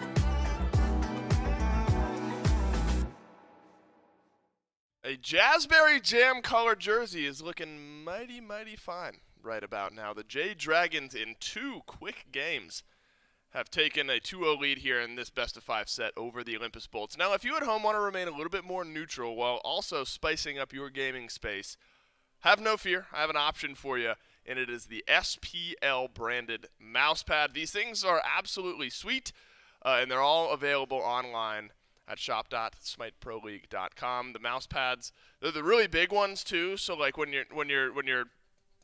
flicking around doing all your trick shots and stuff. I don't know what people are.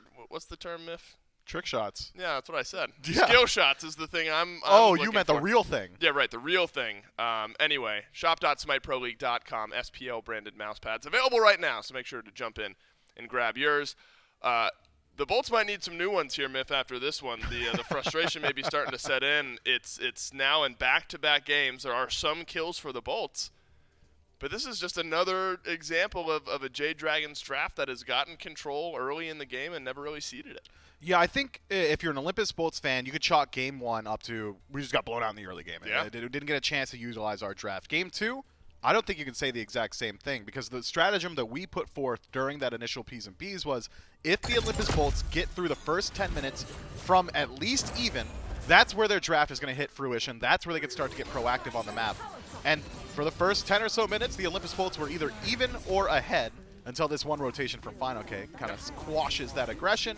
And then from there, the Jade Dragons reassumed control and did not let go of it. Neutral objectives, permanent objectives, all team fights from that point forward went their way. This team fight in particular, actually, was a little bit upsetting for Olympus Bolts fans because notice left side Phoenix goes down, and just now the Olympus Bolts were forced to use their ultimates defensively and quickly go to the grayscale afterward. You know what else feels bad about that particular team fight is the game ends like 10 seconds later. Like 10 seconds after that. I keep getting impressed by Final K and other. Yeah, this is fun. Panda Cat just tanking up the Titan. Why not? We'll go ahead and end the game here. Final K, though, specifically, Miff, on this Mulan, I think continues to excite me. Especially, you look at a player like Nika, a player like Final K. You know, many of the solo laners in this league, I think, could play these picks well. But Final K specifically, I think is so good at transitioning from that early laning kind of dominant style of play. Oh my God. To the engage and setup style of play that you mentioned. I think Final K is so good at that. He did 25,000 damage in this game. Nobody else was within 9 or 10 Not close. 1,000 damage of him. It's such a strong pick for Fino. If you're the Dragons or their fans right now, you're on top of the world because this team is looking recentered, refocused, and like they have a clear game plan moving forward. If you're the Bolts or their fans, you're feeling the opposite. We haven't seen a game plan yet from them. I'm going to pull back the veil a little bit here. I got a chance between games to take a peek at Kabam, the coach of the Jade Dragons, notes. Okay. All right, so I'm not going to expose strategies. We're setting the stage. Setting the stage. You looked at a coach's notes, and you're going to tell us. Yes. Okay. So he's got a plethora of drafts available. So if the Olympus Bolts want to continually do what they did between games 1 and 2 and take out individual pieces of the Jade Dragons draft, I can tell you right now that it's 3 pages of notes, and they're all potential drafts. I don't think, based off my cursory glance, that you can essentially ban out the stratagem that the Jade Dragons are going for here. You have to legitimately beat it. You've done it now, Miff. You've exposed that Kabam is well prepared. It's nuts. I can't believe the it. level of notes that I saw there. I would have paid, name your price, to have a coach bring that level of notes for any individual set that I played. Ro in the player booth with the Olympus Bolts. He is certainly well prepared here for this Bolts team as well. The wheels are turning in the Bolts draft room right now, trying to figure out what they're going to pick that's going to get them back into this set, because we have just not seen much that gives you hope in game 3 or winning 3 straight, for that matter. That's the big one here. In these best of 5 sets, you go down 0-2. Now the Bolts you can't drop another one in a set where you already have struggled to even find kills so far in these games. Bans have remained the same from the Jade Dragons. I'd wondered if we'd see a little bit of a pivot, being from first pick over to the second pick now for the first time this set, but Odin, Hell, they're both going to get taken away. Zeus caused enough chaos in game 1 that even in the first pick slot, the Olympus Bolts aren't going to sneak that one away. They just don't want to deal with it any further. And then Geb will be our final ban here. Umoja, remember, was first pick for the Jade Dragons in game 2. That is banned out now. So the Bolts will have their pick, but still plenty of power available to give over to the Jade Dragons with the second and third pick in the draft. Yeah, there is. We could see the Bolts try and prioritize their Guardian, considering there's a couple of priority picks still available. Umoja and Gab already banned out, so maybe Sylvanas and Kepri get a little bit more so of a look, but instead, it's the Achilles. And yet again, we have to highlight the fact that he's got great flex potential on this pick. More than likely headed over towards the solo lane, but can find a home in the jungle. But when we're talking about dominant solo laners, Mulan gets through yet again, and the Jade Dragons, I think, show their hand a little bit here. They're prioritizing it very highly. Yeah, very early. You know, admittedly, though, I'm not surprised. I mean, it just looked so comfortable for Final K. So much damage, 0 deaths in game 2. I'm not surprised that the Jade Dragons get it here, in the sense that it has its value for this team. To your point, maybe surprised with how early it is, just because you're showing what you're picking then out of the solo lane. But that maybe shows that Fino is very comfortable with this style of play, regardless of what you do or don't pick into it. With the Osiris locked in, looks like it will be an Achilles solo. Osiris then out of the jungle. Repeat, but this is kind of a flip now. I'm almost tripping myself up here, because it's the Bolts now that are playing this Achilles and this Osiris. Whereas up to this point, we've seen Sanford Soccer on this pick. And so it's going to be something different for Lasbra for the first time this set. And I'm not wholly sold that it is going to be Osiris in the jungle. I know that that's what we saw from the Jade Dragons, but again, worth noting that Destol sees a very significant buff in this most recent patch, gets additional power. Osiris has cleaves on just about every single one of his auto attacks, so could benefit mightily from the sustain afforded to him in lane thanks to Destol. So there is potential that we see the Olympus Bolts take Osiris into the short lane himself. And on the other end, we know Final K is nuts at Mulan, but even on his team, the Jade Dragons, I think Sanford Soccer is the self-proclaimed best Mulan in the world. He'll say it given every single opportunity, so there is some slight flex potential there as well. Sanford Soccer, the best Mulan in the world? Self-proclaimed. Right, you're not proclaiming that. Yes. How heavily do you agree with? I mean, after what you just saw from Final K, I don't know how you can. I don't agree with him because what I just saw from Final K. Right, got it. So Final K is the best Mulan in the world. Maybe, at least better than Sam. So there are conversations we're assuming between the Jade Dragons, maybe even an argument, maybe a bit of a tilly. Let me have it. Let me have it. No, I want to play it. I'm better than you. No, you got it last game. I want it this game. And that's totally conjecture. Clearly, we have no idea what they're actually saying. Oh, they're the notes. You can see them in his hands. Look how many notes he's got. He's exposing himself at this point, right? all of his strategy. But I guess to your point, if you get one small corner look at the notes, you're not revealing anything compared to the sheer amount that he's got. I'll tell you this right now. I read through all of them, and so far, this draft has been preordained. I'm not going to call out the last pick. Ordained, that's a very, preordained by Kabam. Right, so we're putting Kabam into, theological tiers here, right? Yes. He's hovering around the room. The patron saint of P's and B's for the Jade Dragons. Kabam, hey, it's worked out for them so far here in this set. If the Jade Dragons have it their way, they'll get the quick 3-0. They'll head home. They'll watch the next game that we've got here today with ease. The Olympus Bolts. Not a team that'll make it easy on you. Remember, earlier back in the group stages, the Bolts go down to the Scarabs 0-2 early in that set. And then there's some pushback back and forth. some head scratchers here, Miff. Some surprising oohs and ahs from the crowd as Ra gets locked in. And then X-Ball has hovered, and we wondered if we'd see some Jabalanque, and we will. So some unique carry picks for the Olympus Bolts in a must-win Game 3. The Olympus Bolts have brought a completely different style of draft here in Game 3. It's aggression across the board. Yeah, that's what you need to see because that's where they've been losing out in a lot of these engagements. Achilles and Osiris, very high-pressure gods. Ymir and Shibalanke together in lane have some insane kill potential. If you get hit by Glacial Strike, that's slow applied, plus all that just kind of peppering damage thanks to the branching bola from Shibalanke, could just be a death sentence in the early game for this Hachiman. So, for the first time this set, I can say the Jade Dragons need to withstand the early game of the Olympus Bolts. They've got the tools to do it. Jingshen, one of the most survivable guardians in the game. Soul has Disapparate. Yep. Hachiman, one of the safest hunters. Mulan essentially does not lose laning phases. And then you've got a Fenrir as well to kind of round out some of that aggression. I think both of these drafts are incredibly good, but this could be the best look we've had from the Olympus Bolts so far. I want you to talk to me about this Ra from two different perspectives. Okay. One, if you feel like there's pressure on Ven, that Searing Pain specifically to really hit its mark here this game. On the flip side, movement speed, of course, in the passive, but no movement abilities in that kit. Is this a field day for Fenrir to just walk at this Ra on cooldown? Is that a tough matchup? Are you worried for Ven? It is a very tough matchup, specifically between Ra and Fenrir, in that Unchained just closes gap. You can't deal with Brutalize on your own, but the rest of the Olympus Bolts built around this Ra have got great ways to peel out this ability. Achilles can stun it off. Osiris, if he's got the tether applied, even Ymir can apply that freeze. So I don't think we're too concerned with Ven's survivability, but he is the least survivable member of this team throughout the early. You better believe he's going to be the recipient of the majority of this aggression. But I've got confidence in him. The only concern that I have is if you want to go for that facilitator style of healer with Lotus Crown, some of that defense tankiness, it doesn't really synergize too well with this new Book of the Dead build, and Lotus Crown straight up just got some nerfs in the most recent patch as well, so Ra might be slightly weaker.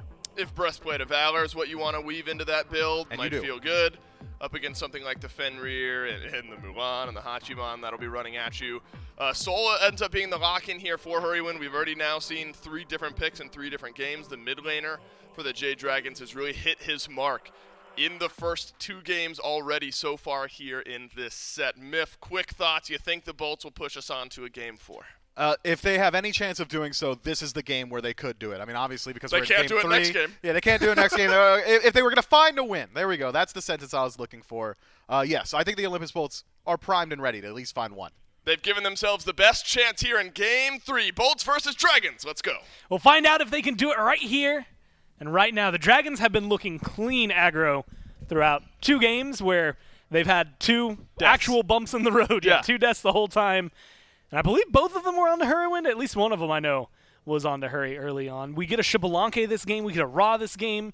It feels like the Bolts are pulling out something that might be a do-or-die situation. Yeah, I would love to talk about how excited I am to see Ra and Jibalanke as a backline, but no one's more excited about it than Sam for Soccer because he's playing Fenrir, and this is an unbelievable pick for the Jade Dragons. Like, Sam should be going over and shaking Kabam's hand and saying, "Thank you, sir, for setting me up to be able to grab this pick."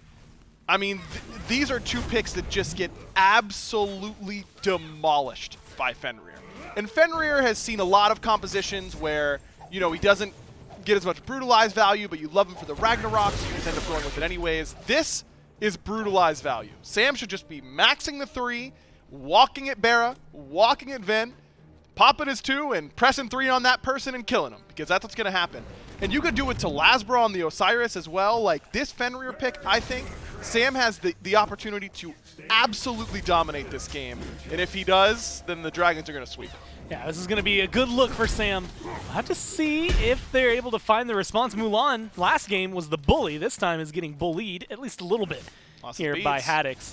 That's a big deal, not having those beads. The Osiris on the other side, we've already started to see Lasbra getting a little more impactful, and that's what you wanted to see. At the end of Game 2, you said, you know what? Let's retire the Camazotz. Let's move on to something else. This Osiris has treated Sam well this set. It's been very good. I like taking it away. I think that's a good adaptation by Ro and the Olympus Bolts. And again, I think that we're seeing their hypothesis being tested. They clearly value sustain. in this meta. They have to, because they've picked, you know, these sustained characters. Afro game 1, Juan game 2, Ra game 3. So clearly they feel like that is a clear part of what is going to be the best picks available.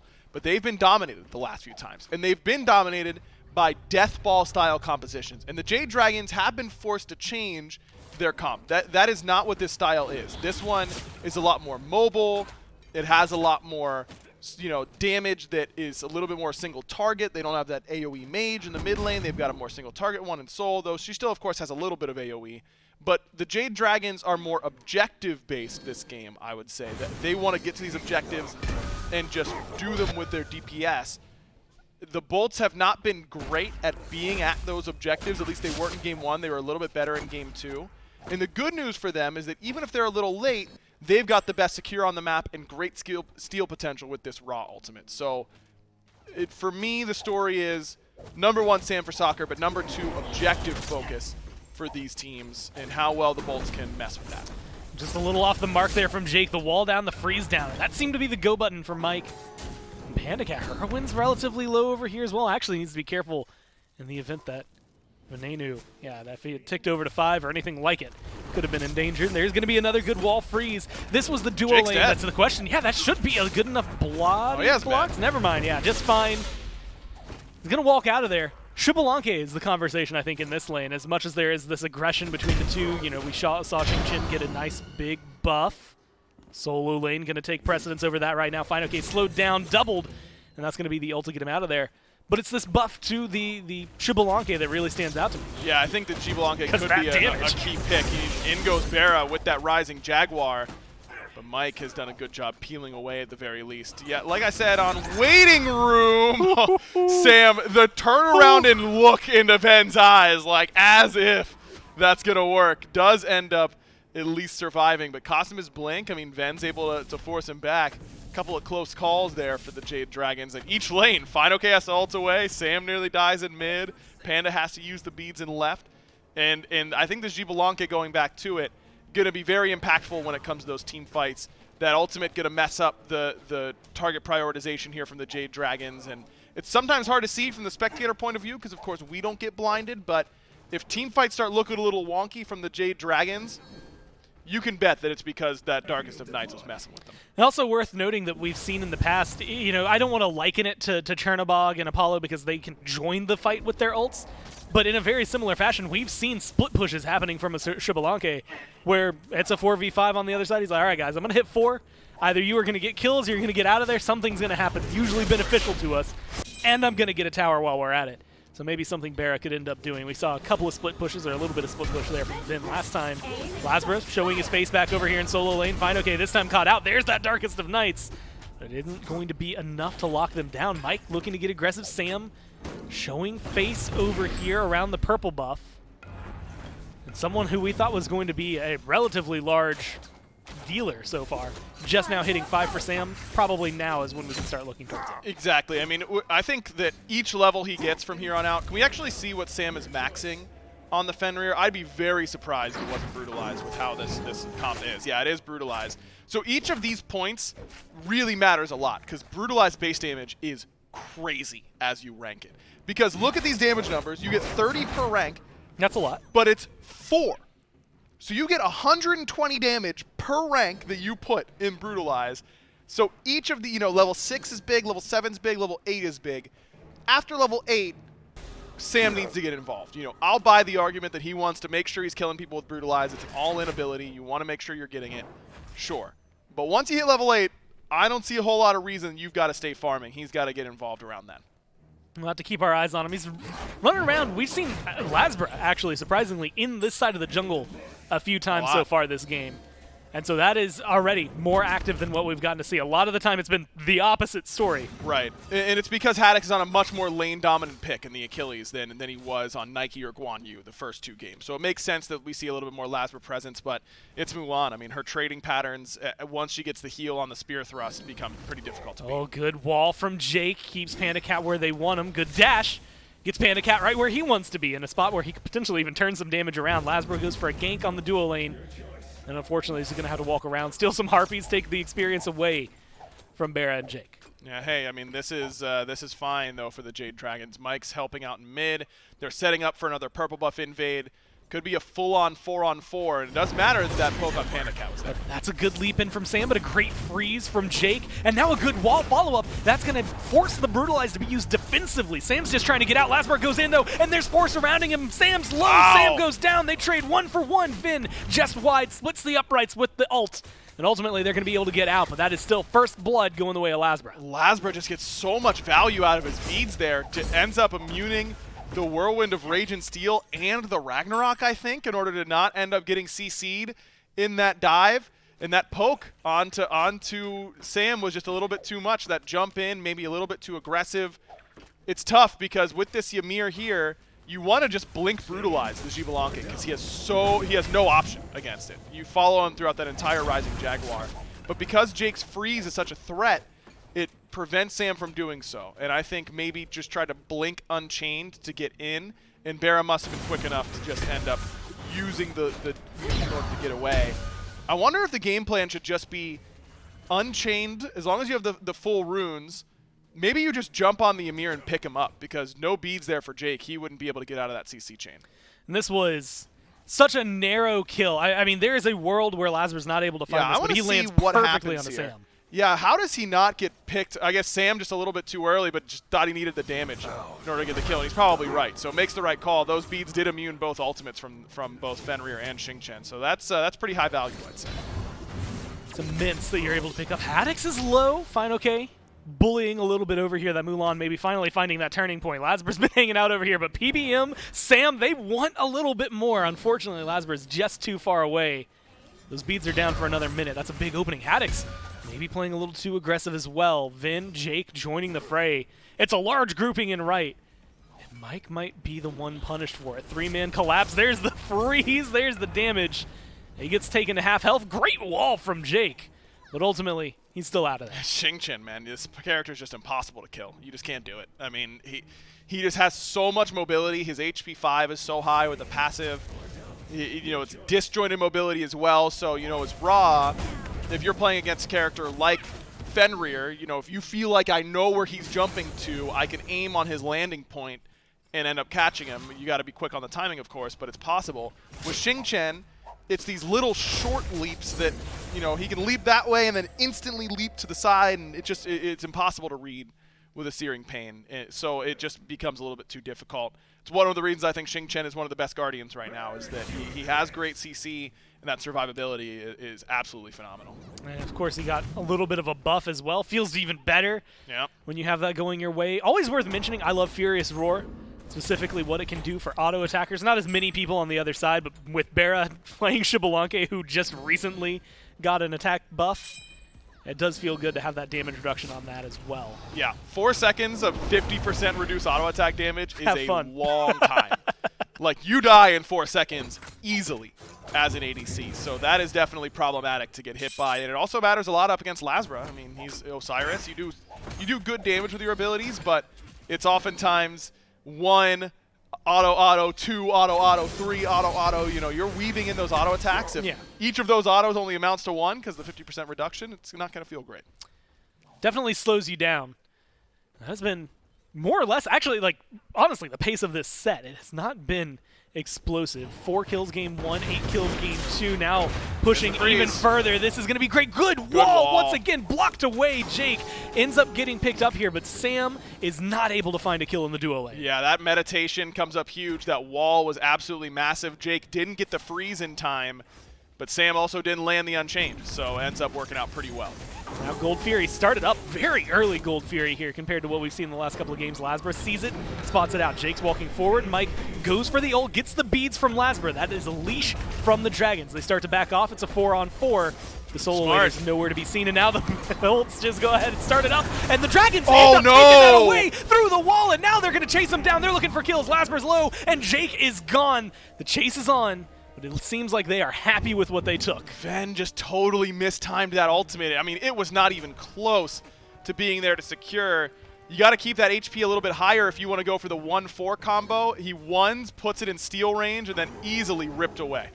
And unfortunately for them, that just opens up a wide berth for the Dragons now. 2,000 gold A red buff invade, they get a kill on the tail end, and that experience is at 2,500. Starting to feel a lot more like games 1 and 2, at least in terms of control. I mean, Sam has not done nearly as much as I expected on this Fenrir so far, and it just hasn't mattered.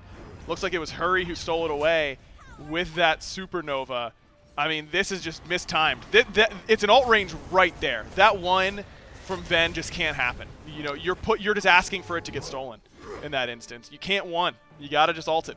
Put it in that range, hit the 4, that's gone. If that's a Searing Pain instead of the 1, then it's an easy secure. But Ven just got his beams mixed up.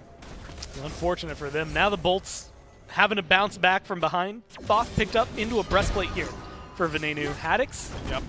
In a little bit of trouble. Vin getting locked down. Beats force it. Might not even save your life. You're getting thrown back to the masses. Hurry is just going to wait on it. One more hit is all you need, but Vin's alive. He's still going. Hurry has to drop the ult. Still secures the kill and is able to walk away with his life. Yeah, that mid-wave made that a little harder than it needed to be. Some minions body block some autos, but Hurry gets the ultimate up in time, knows that he's got relics and his 3s to be nice and safe, and ends up making it look pretty easy there at the very end. Just needed to not be that easy, I suppose. That was probably not the right turn of phrase for me there, but Ven ends up dying, losing both of his relics, and that's what Xing Chen does. Against these immobile mages, Xing Chen, I think that if Zeus and Opwash and Ra are the types of gods we'll be seeing, we should see Xing Chen alongside them, because those gods just can't kill him fast enough, and he displaces them really well.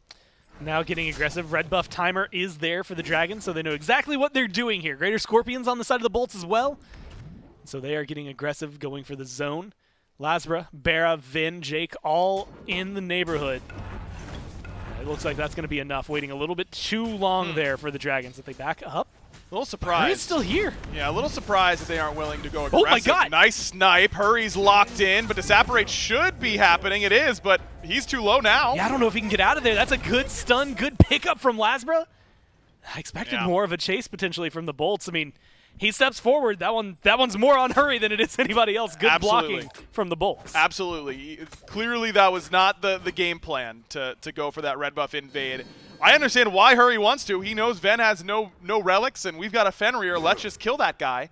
But if the call is to back up, the call is to back up. And that's a costly mistake, because that gets them back in the game. Yeah, speaking of back up, Fino-K locked down. Great barricades coming out from Jake. Good freeze, good stun, good setup, good kills. And the Bolts find themselves 2 more and match the 3 that the Dragons had. And look at the wards, or lack thereof, from the Jade Dragons on the right-hand side. Sam just placed a Vision Shard right by his back harpies. There was not a single ward there. And if Hurry's dead, then that means that he can't call out where they're going out of the mid lane. So Fino-K takes some bad pathing and just gets walled off. And this is the stuff that has happened to the Jade Dragons a lot in Phase 3, where they look like they're doing well, everything's starting to go their way, and then 2 players get picked off for no reason, and the Olympus Bolts now are back in this game. You know, they're not in the lead. I think the Jade Dragons are still in a good position, but the game was not, you know, it's not over. It wasn't theirs to lose, but it was kind of theirs to lose.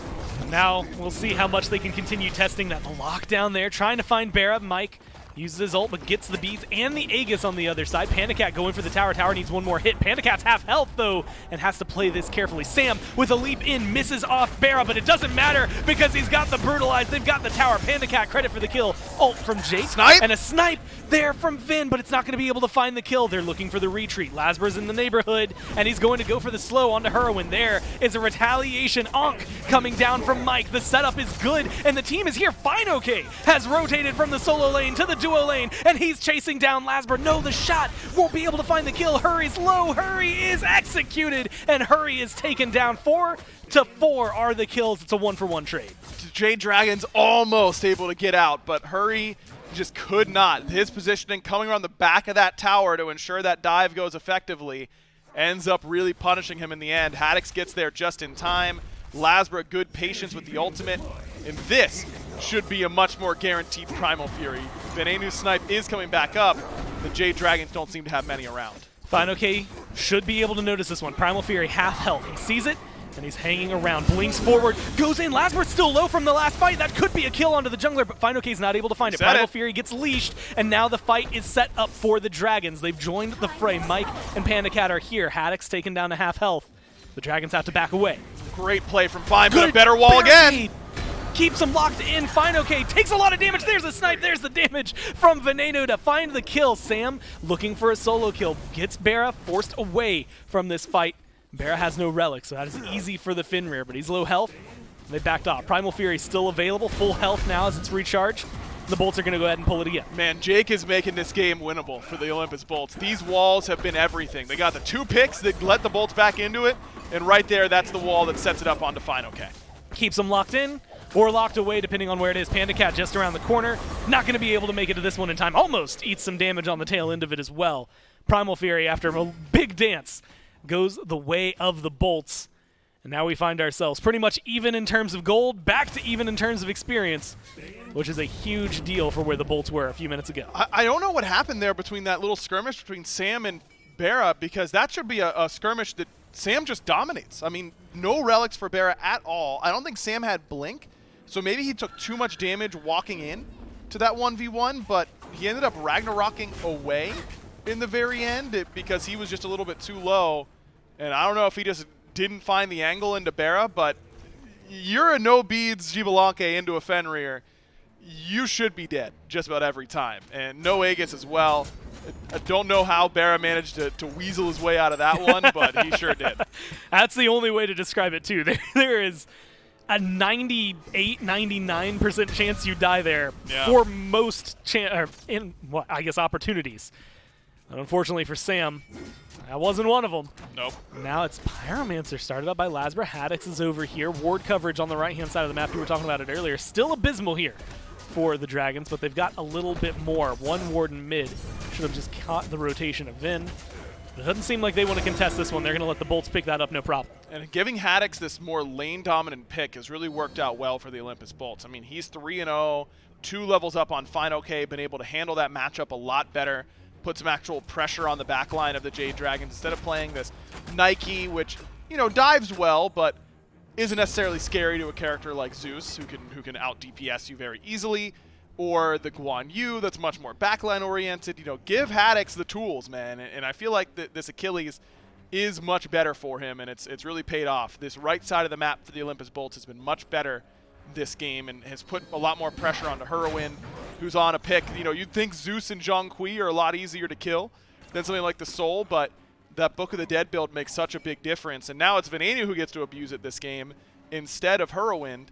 And I think that just as we were talking about in the last 2 games with missing your interaction point, I think that now Sam really only has one viable target for these Brutalizes, and that's Bera. I don't think you can do it on Event anymore. And unfortunately, the peel that has been coming through from Jake has been on point to control Sam. And right there is another good example. Beads end up getting used by Haddox.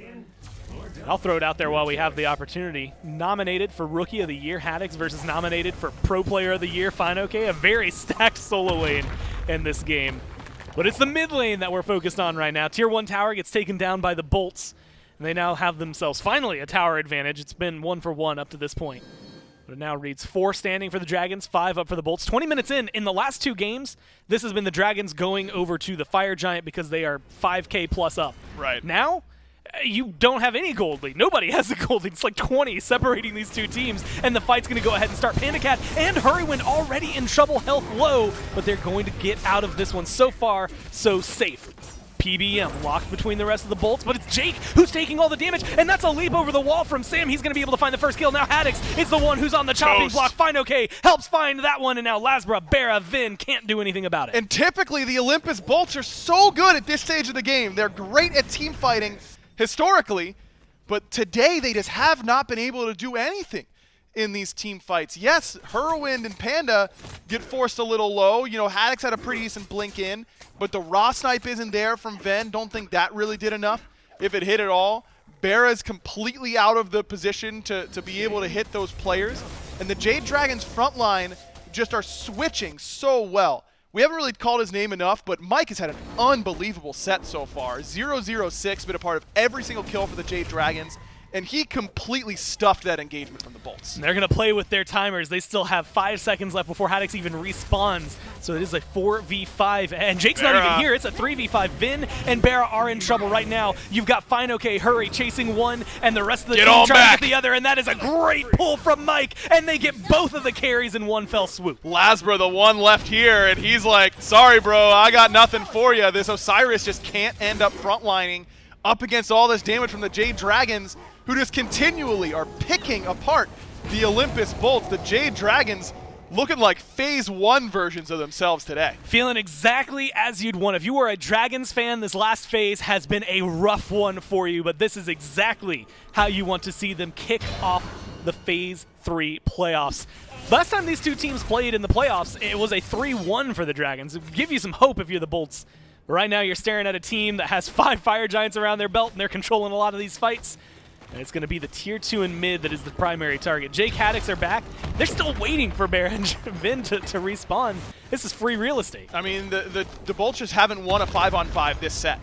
And none of them have been particularly close. Like, every single team fight, the Jade Dragons have absolutely dominated. And that's been the part of the game that the Bolts have really hung their hat on this season, is their team fight. They've been so excellent. How many games have we seen the Olympus Bolts down 8,000 gold, walk into a team fight and win it without any reason for why they should, because they've just been so good at that aspect of the game. But it has just been the opposite of that today, where the Jade Dragons, their early games have been much better than the Bolts. Their team fights have been miles better. And when you're losing early game and team fighting phase, you can't win. You have to win one of those, or you have to hope that the other team just doesn't care about objectives. And obviously that has not been the case for the Jade Dragons. Something's got to change here for the Bolts, and I really don't know. I mean, the front line for the Bolts, I think, has really struggled in comparison to Fine and PBM so far. Jake had a really, really good early to mid game. He basically single-handedly brought this game back to a winnable state. But that last fight, they're taking it in a position where the walls can't really help them. And now you're going to a Phoenix defense where the walls are good but not great. And I think that that's really been the only moments that I feel like the Bolts are winning, is when Jake is hitting a great wall. That should be more difficult on the Phoenix Siege. As long as Panda Cat doesn't pin himself into a corner like he did in the laning phase, he should be fine, and he's the main one who has to worry about it. Well, now this Tier 2 on left. Last tower standing for the Bolts. Yeah, it's no contest. Full Fire Giant team grouping up. Except for Sam, who's hanging out in mid right now, going to be able to push the wave just a little bit. Similar grouping.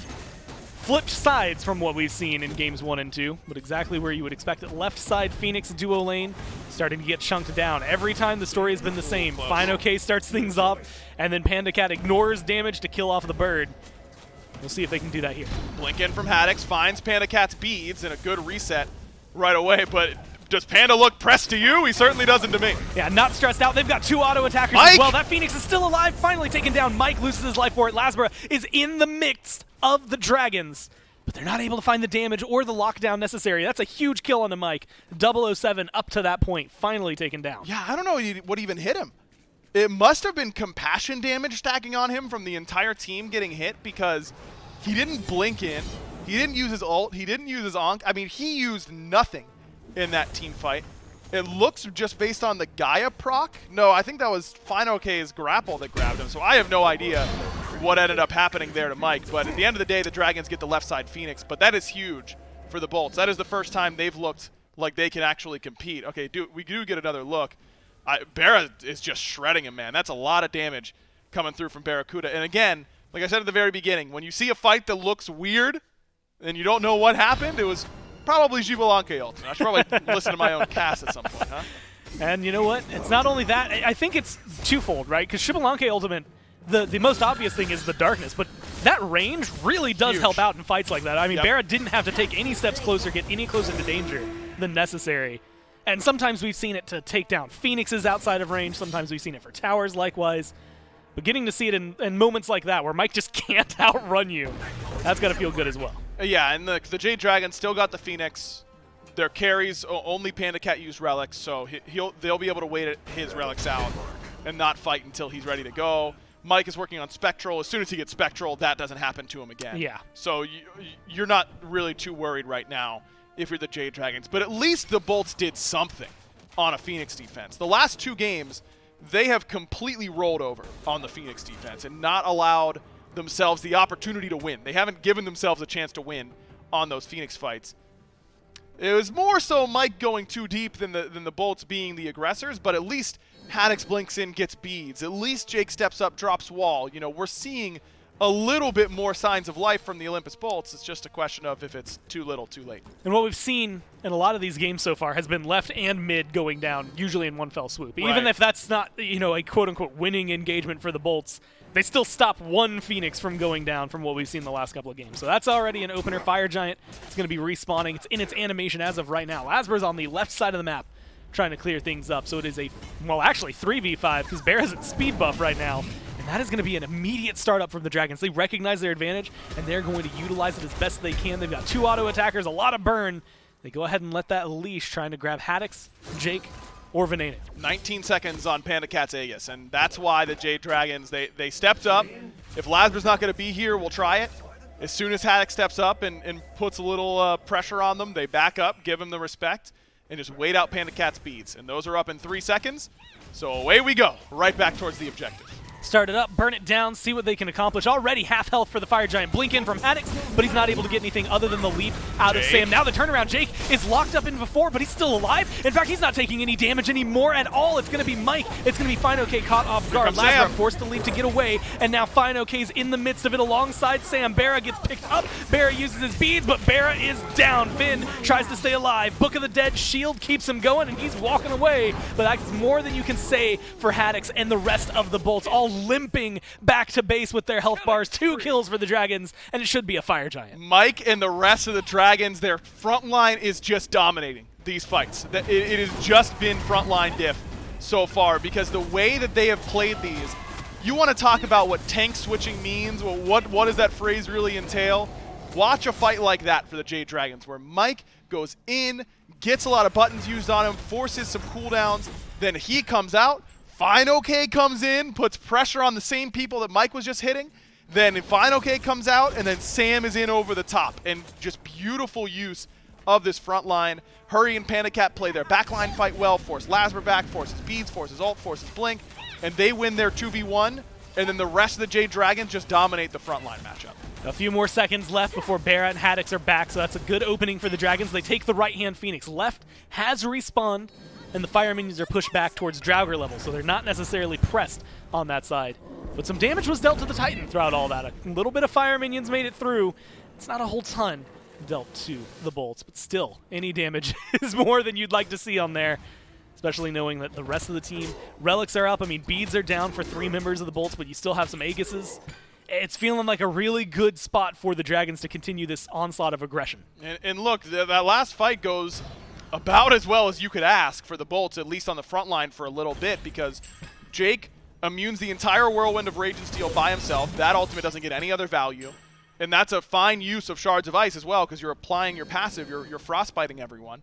So that felt pretty good for the Bolts. And like you said, Jake all of a sudden isn't taking any damage. But because the way the Bolts tried to support Jake, the way that they step up into him, means that with the Jade Dragons are switching their front line out.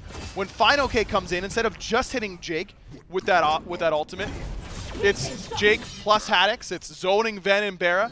When Barra is stepping up to try and help via damage, which sometimes you need to do, that's exactly when Sam times his jump over the top. And that's not luck by the Jade Dragons. It's them waiting for the Bolts to play into their hands and knowing that their front line can take that punishment long enough. A blink forward from Mike onto the left side Phoenix. It's already weakened from being taken down earlier on. He's not going to be able to find anybody with his ult. Blink down, ult down now for Mike. Opens up the opportunity for Haddix to blink forward. Great dash on the other side. Means no relics used. Panda Cat has got his beats back. And that bird falls faster than I think the Bolts could potentially even spell the word bird. Yeah, it wasn't long for this world on that left-hand side. So now it's just 1 Phoenix remaining. That right side is pushing into the Bolts base. Their Phase 3 playoff lives are already on the edge. Yeah, this is definitely a difficult position. Almost 15,000 gold, 31 minutes in here for the Dragons. 1 Phoenix and 5 pesky members of the Bolts standing between them and the Titan as of right now. They've got fire minions over on right. A full minion wave actually in the Titan room as of right now. The Bolts aren't going to be too worried about that. Easy clear for them. Now it's just the grouping. Good wall isolates Panda Cat, but Jake not able to find the kill. FineOK potentially is going to lock up Haddix here for the rest of the team, but they're getting aggressive. This middle Phoenix is taken down, and now the fight's going to go ahead and kick off. Aggression from Mike. Jake is dead. Haddix pulled back into him. Lasbra as well is just getting isolated and locked down. Great snipe from Venenu. Hits Hurwin, gets him low, but no follow-up damage means that there's still 5 strong on the Dragons, and they're taking them down 1 by 1. They walk forward 3 games in a row, and the Dragons are back. Look, if you had a coma from phase 1 until now, first of all, I'm glad you're doing better. Secondly, you would think that this has just been the way the Jade Dragons have handled things from phase 1 on. That looked absolutely as easy as it gets for the Jade Dragons, but that really glosses over all the turbulation that they've been through over these last few months. The losing, the really not close sets where they've looked uncharacteristically not like themselves. If this is the way the Jade Dragons are going to play, I think everyone else is going, uh-oh. You know, the Titans and the Levins, their reign at the top might be short-lived. If that's the Jade Dragons we're going to see, they're going to be looking really clean. There's a lot more on the horizon for them tomorrow. Like you said, the Leviathans, the Titans, if they can make it through them, whatever happens throughout the rest of this. But as of right now, I know I'm scared of the Dragons. A 3-0 for them. They solidify themselves here and take the win. We'll be right back.